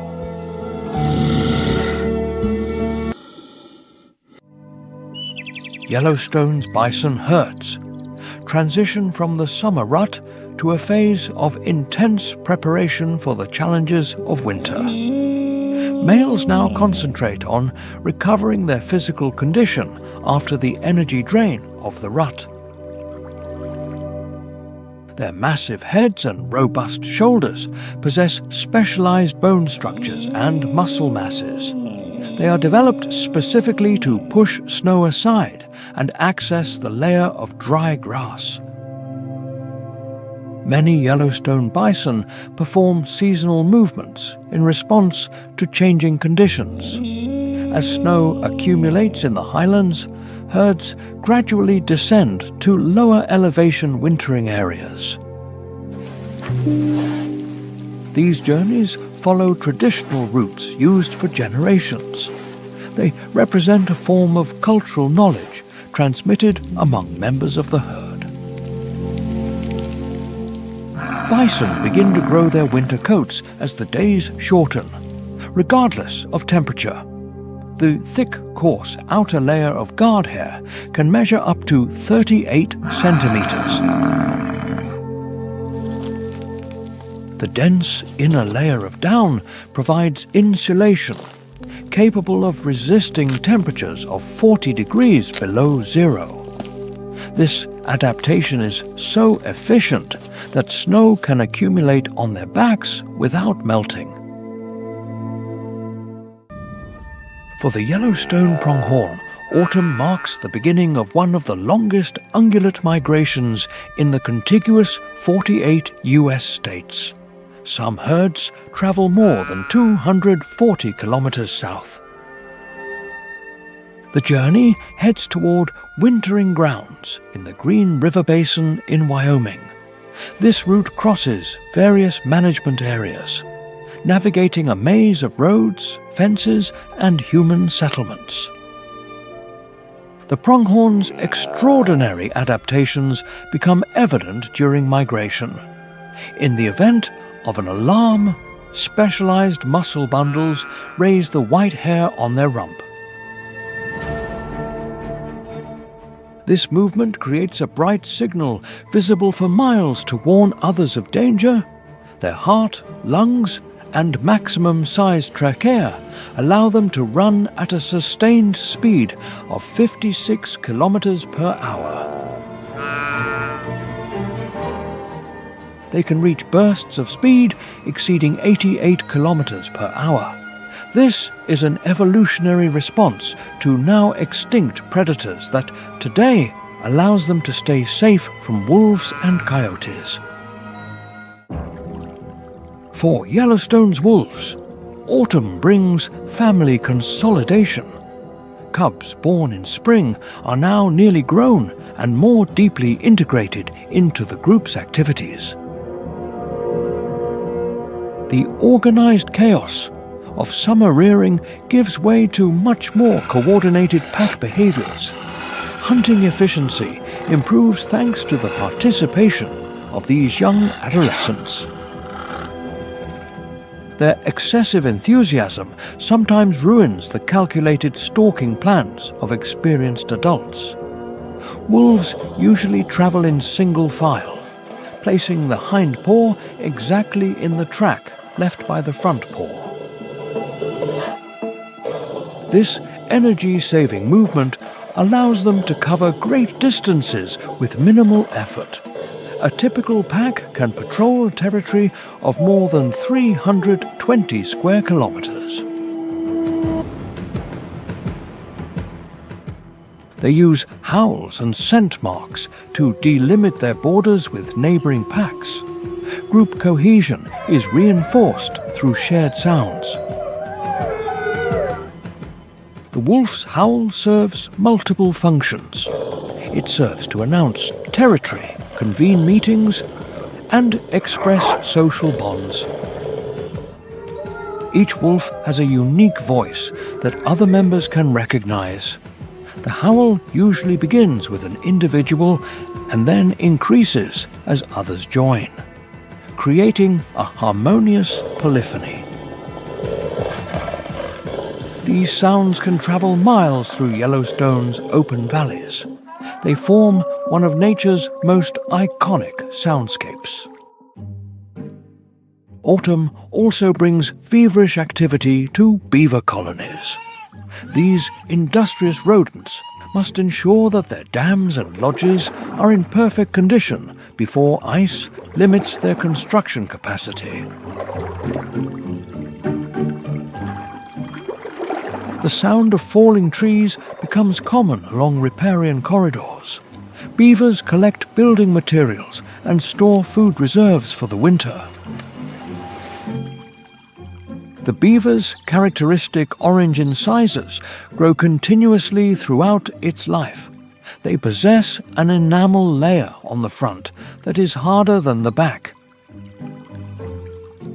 This difference in hardness creates a self-sharpening effect as the tooth wears down.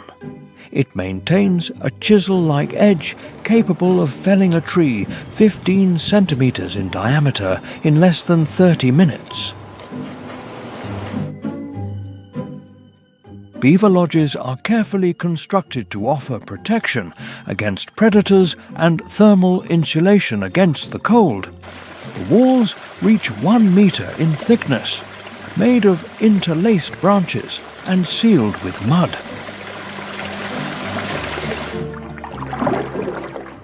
The inner chamber maintains a temperature above 0 degrees Celsius, even when the outside temperature plunges far below freezing. The underwater entrance prevents the intrusion of terrestrial predators.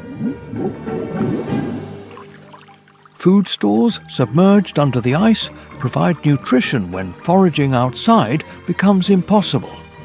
It is a masterful survival strategy.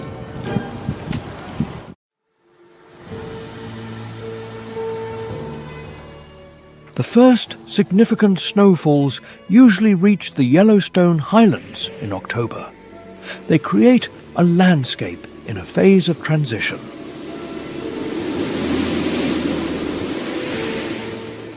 These early storms can melt quickly, but they act as the herald of the coming season. Flora and fauna react to these signals with growing urgency.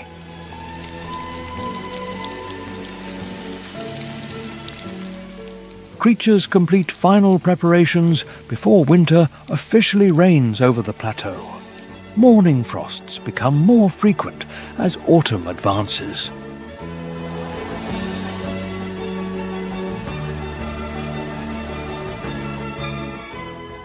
Crystalline structures temporarily transform Yellowstone's meadows.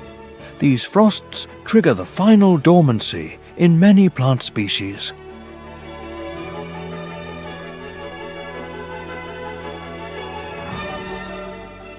Chemical processes shift from growth to winter survival. Plants adapt their cellular structures to prevent them from rupturing due to freezing temperatures.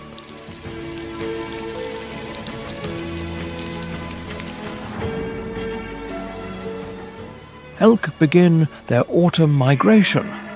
They abandon their summer residency areas in the park's highlands to move to lower elevations.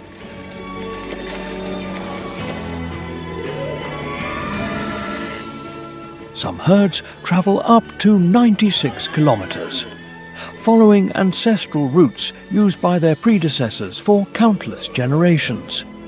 These journeys cross multiple administrative boundaries.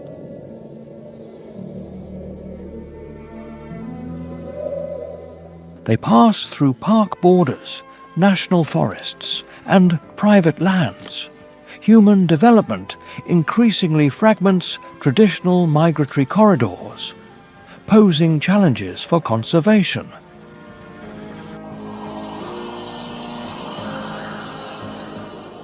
Geothermal zones maintain their surreal appearance despite the change of season. The vibrantly colored bacterial mats surrounding the hot springs change slightly.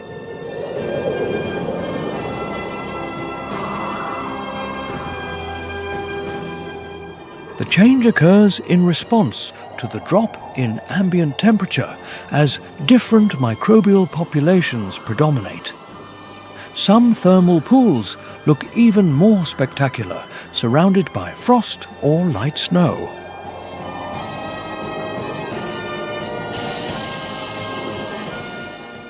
The The contrast between extreme heat and intense cold generates dreamlike steam effects under the daylight. Yellowstone prepares to close the circle and face the rigors of winter once again.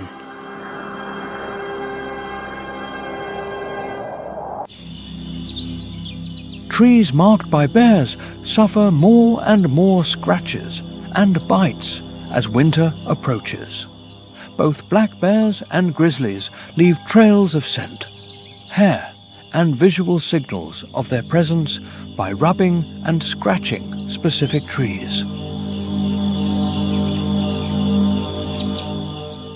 These forms of communication help them avoid direct confrontations during the hyperphagia period prior to hibernation.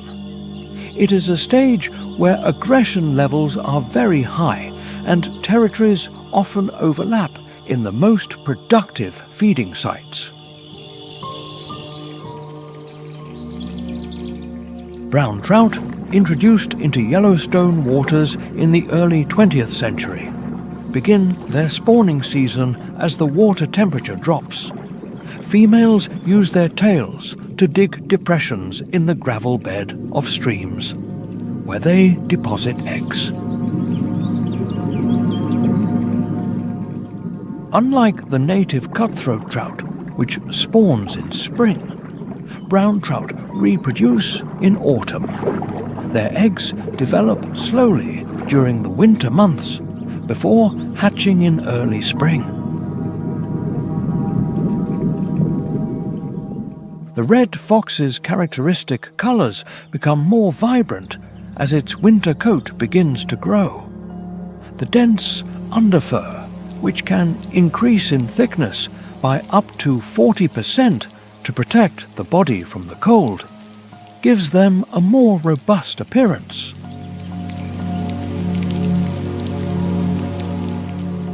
These highly adaptable predators expand their hunting range beyond rodents whenever possible. They take advantage of the seasonal vulnerability of ground-nesting birds or an injured ungulate that cannot escape.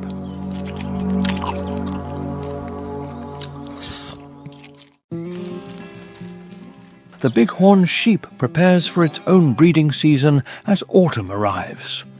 After spending the summer in bachelor groups, they now approach the female herds with growing interest. Initial interactions between males begin with ritual headbutting, in which their giant curved horns clash without yet using their full power. The horns of an adult ram can weigh more than 13.6 kilograms, representing approximately 10% of its total body weight. Unlike deer antlers, which are shed annually, these horns grow continuously throughout the animal's life. They create annual growth rings similar to those of trees.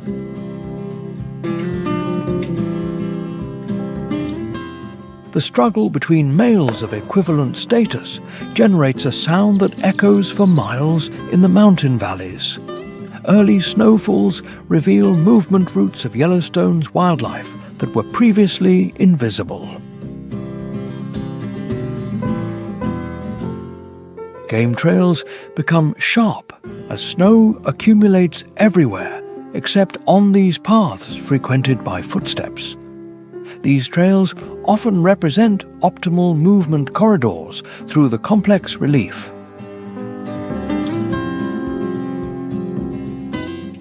They follow contour lines that minimize energy expenditure and offer escape options should a predator appear. Mule deer intensify their feeding as autumn advances.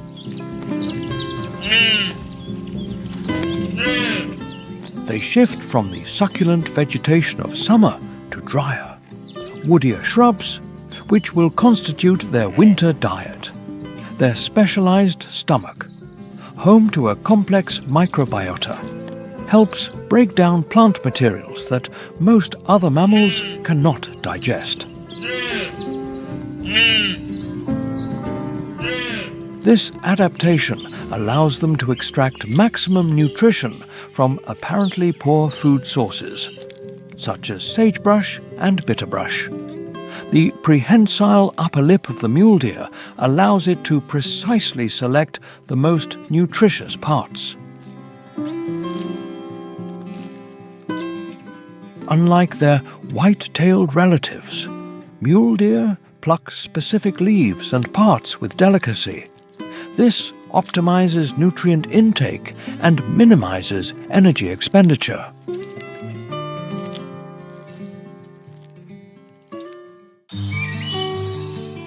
The trumpeter swans that raised their cygnets in Yellowstone's protected waters now prepare to migrate to lower areas. There, water sources remain unfrozen during the winter. Young swans born in spring must develop enough physical condition for flight. Their massive body requires a considerable takeoff runway and consumes a lot of energy to maintain flight. Parents and young usually stay together throughout the winter. This family bond provides additional security in the difficult months ahead.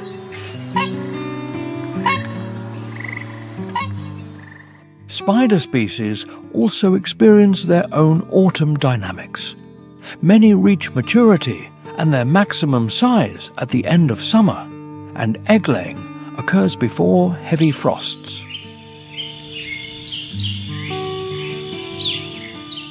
Some species create special egg sacs with insulating properties to protect the offspring. Others produce eggs containing glycerol as a natural antifreeze. The characteristic woolly bear caterpillar becomes a common sight in autumn as it seeks shelter to winter. Popular wisdom suggests its color bands can predict the severity of winter. These beings can survive after being frozen, thanks to special proteins in their tissues that prevent the typical cellular damage caused by frost. Yellowstone Lake is the scene of spectacular autumn congregations. Canada geese cluster in preparation for their journey south. Their characteristic honking creates a continuous sound background as they feed busily on aquatic plants.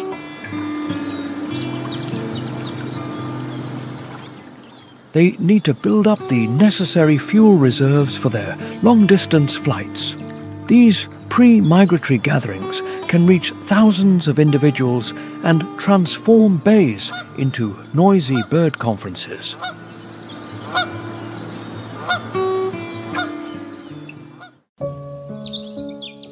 As autumn progresses, the human presence in Yellowstone gradually diminishes. Most of the park's lodging facilities close their doors in late October.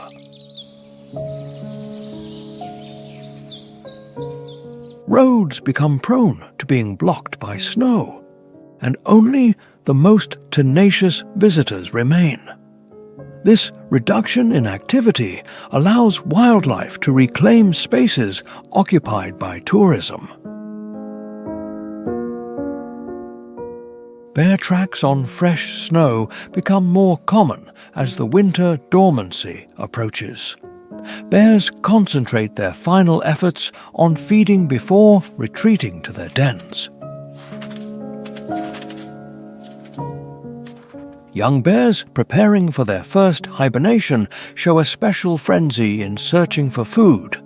This is due to their lack of fat reserves and experience.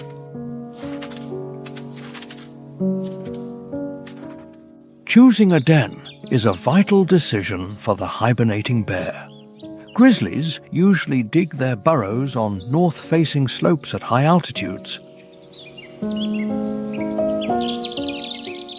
There, snow accumulates early and stays all winter, providing a crucial insulation layer. The effort invested in building the shelter depends on the predicted severity of the winter. The cottonwoods that grow along watercourses create some of autumn's most impressive visual compositions. Their vibrant yellow foliage often reflects perfectly on calm waters. These trees play a fundamental ecological role in the riparian ecosystem. Their root system stabilizes banks against erosion, while their branches provide nesting environments for birds. The branches also serve as perching platforms for the bald eagle. The fall of leaves in autumn returns essential nutrients to the soil through the process of decomposition. Fungi and bacteria disintegrate fallen vegetation, transforming complex biological structures into basic components. This recycling system represents one of nature's most efficient processes. Nothing is wasted as energy and matter circulate in the ecosystem in continuous transformation. Yellowstone prepares to close the circle and face the rigors of winter once again.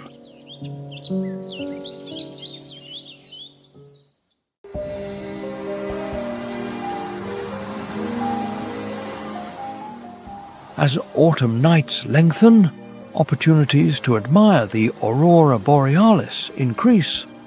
These ethereal light displays are the result of the interaction between solar particles with Earth's magnetic field and atmosphere.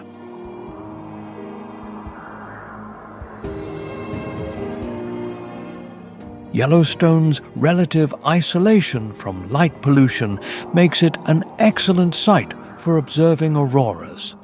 Curtains of green, purple, and occasionally red light create unforgettable experiences for lucky observers.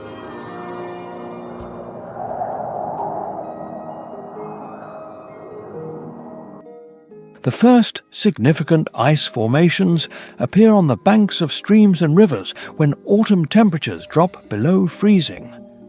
These crystalline structures grow from the shore, creating delicate patterns that change daily with the temperature.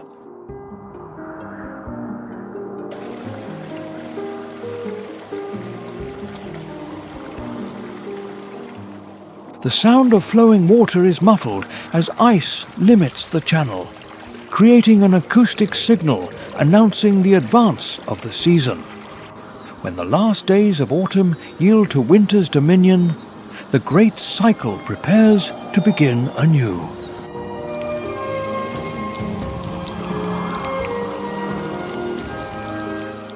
Seeds lie dormant under the earth and snow. Animals adapt to winter survival, and the landscape enters a phase of apparent repose that hides the biological processes continuing beneath the surface.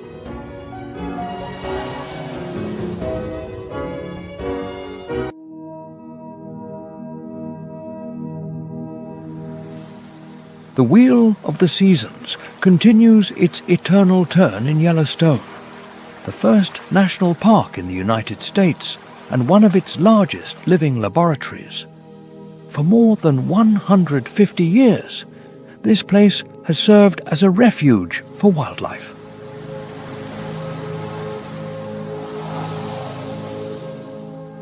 The park also functions as a showcase for visitors. This dual purpose generates inevitable tensions when seeking a balance between conservation and accessibility.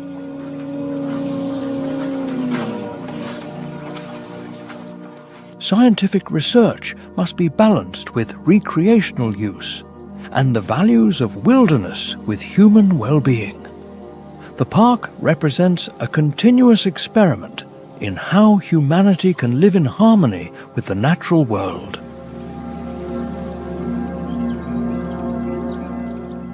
The human footprint in Yellowstone is relatively small compared to surrounding lands. However, our presence continues to generate a domino effect on the entire ecosystem.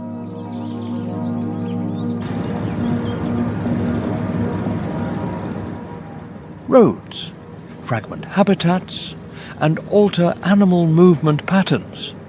Infrastructure concentrates human activity in sensitive areas.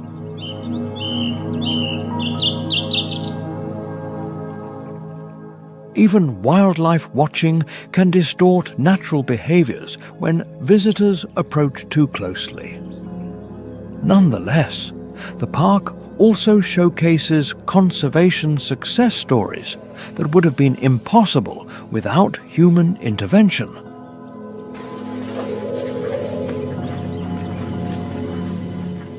The return of the wolf in the mid-1990s restored a key predator that had been absent for decades.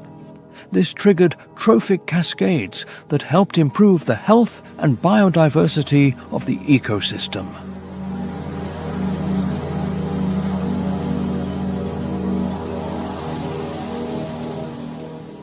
Careful management has allowed for the recovery of populations of grizzly bears, bison, trumpeter swans, and other species.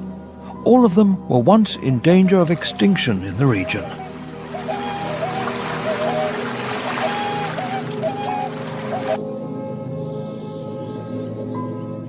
Scientific research conducted within the boundaries of Yellowstone has expanded human understanding in multiple aspects.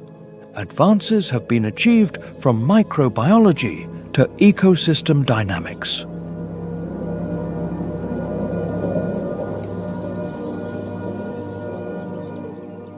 Extremophile bacteria discovered in the thermal features revolutionized the study of DNA through heat-resistant enzymes. These are currently used in laboratories worldwide.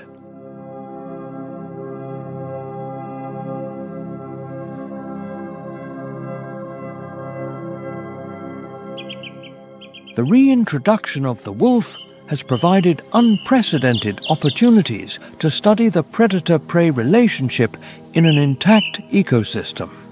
Perhaps most importantly, Yellowstone demonstrates the value of restraint.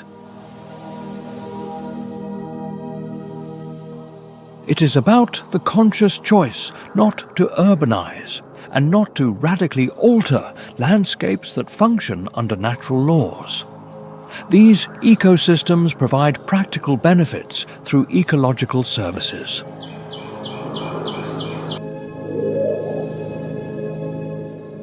They also provide less tangible, but equally important, spiritual and cultural values. The true measure of Yellowstone's success may lie in its ability to inspire awe for the natural world.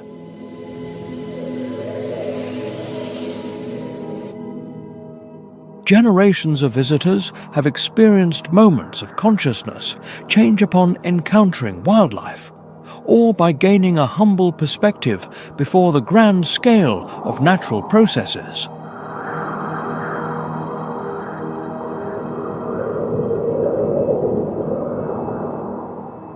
As climate change alters temperature and precipitation patterns, Yellowstone faces new challenges. Species adapted to a specific season may see their life cycles desynchronized.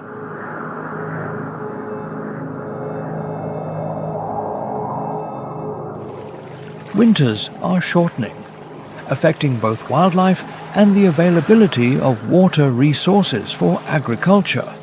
The park's intact state provides important resilience, but it cannot escape global changes.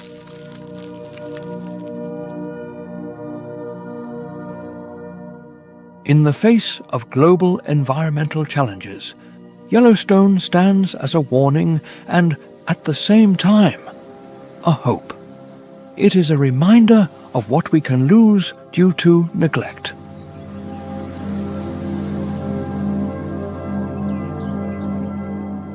It also shows what can still be preserved or restored through conscious management. The seasons will continue their eternal turn here, but their rhythm will increasingly reflect human decisions.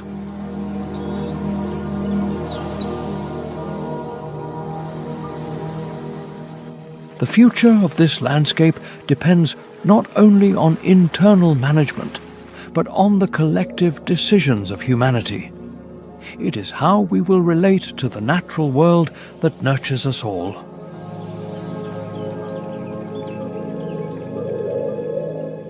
Have you been captivated by the wildlife and seasons of Yellowstone? Click like and share your favorite animal in the comments.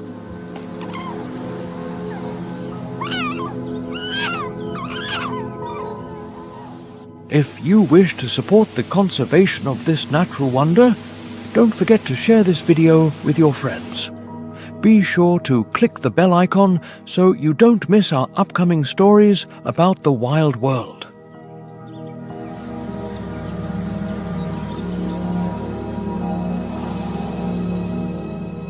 Until then, keep waiting for other adventures in the midst of nature. Amen.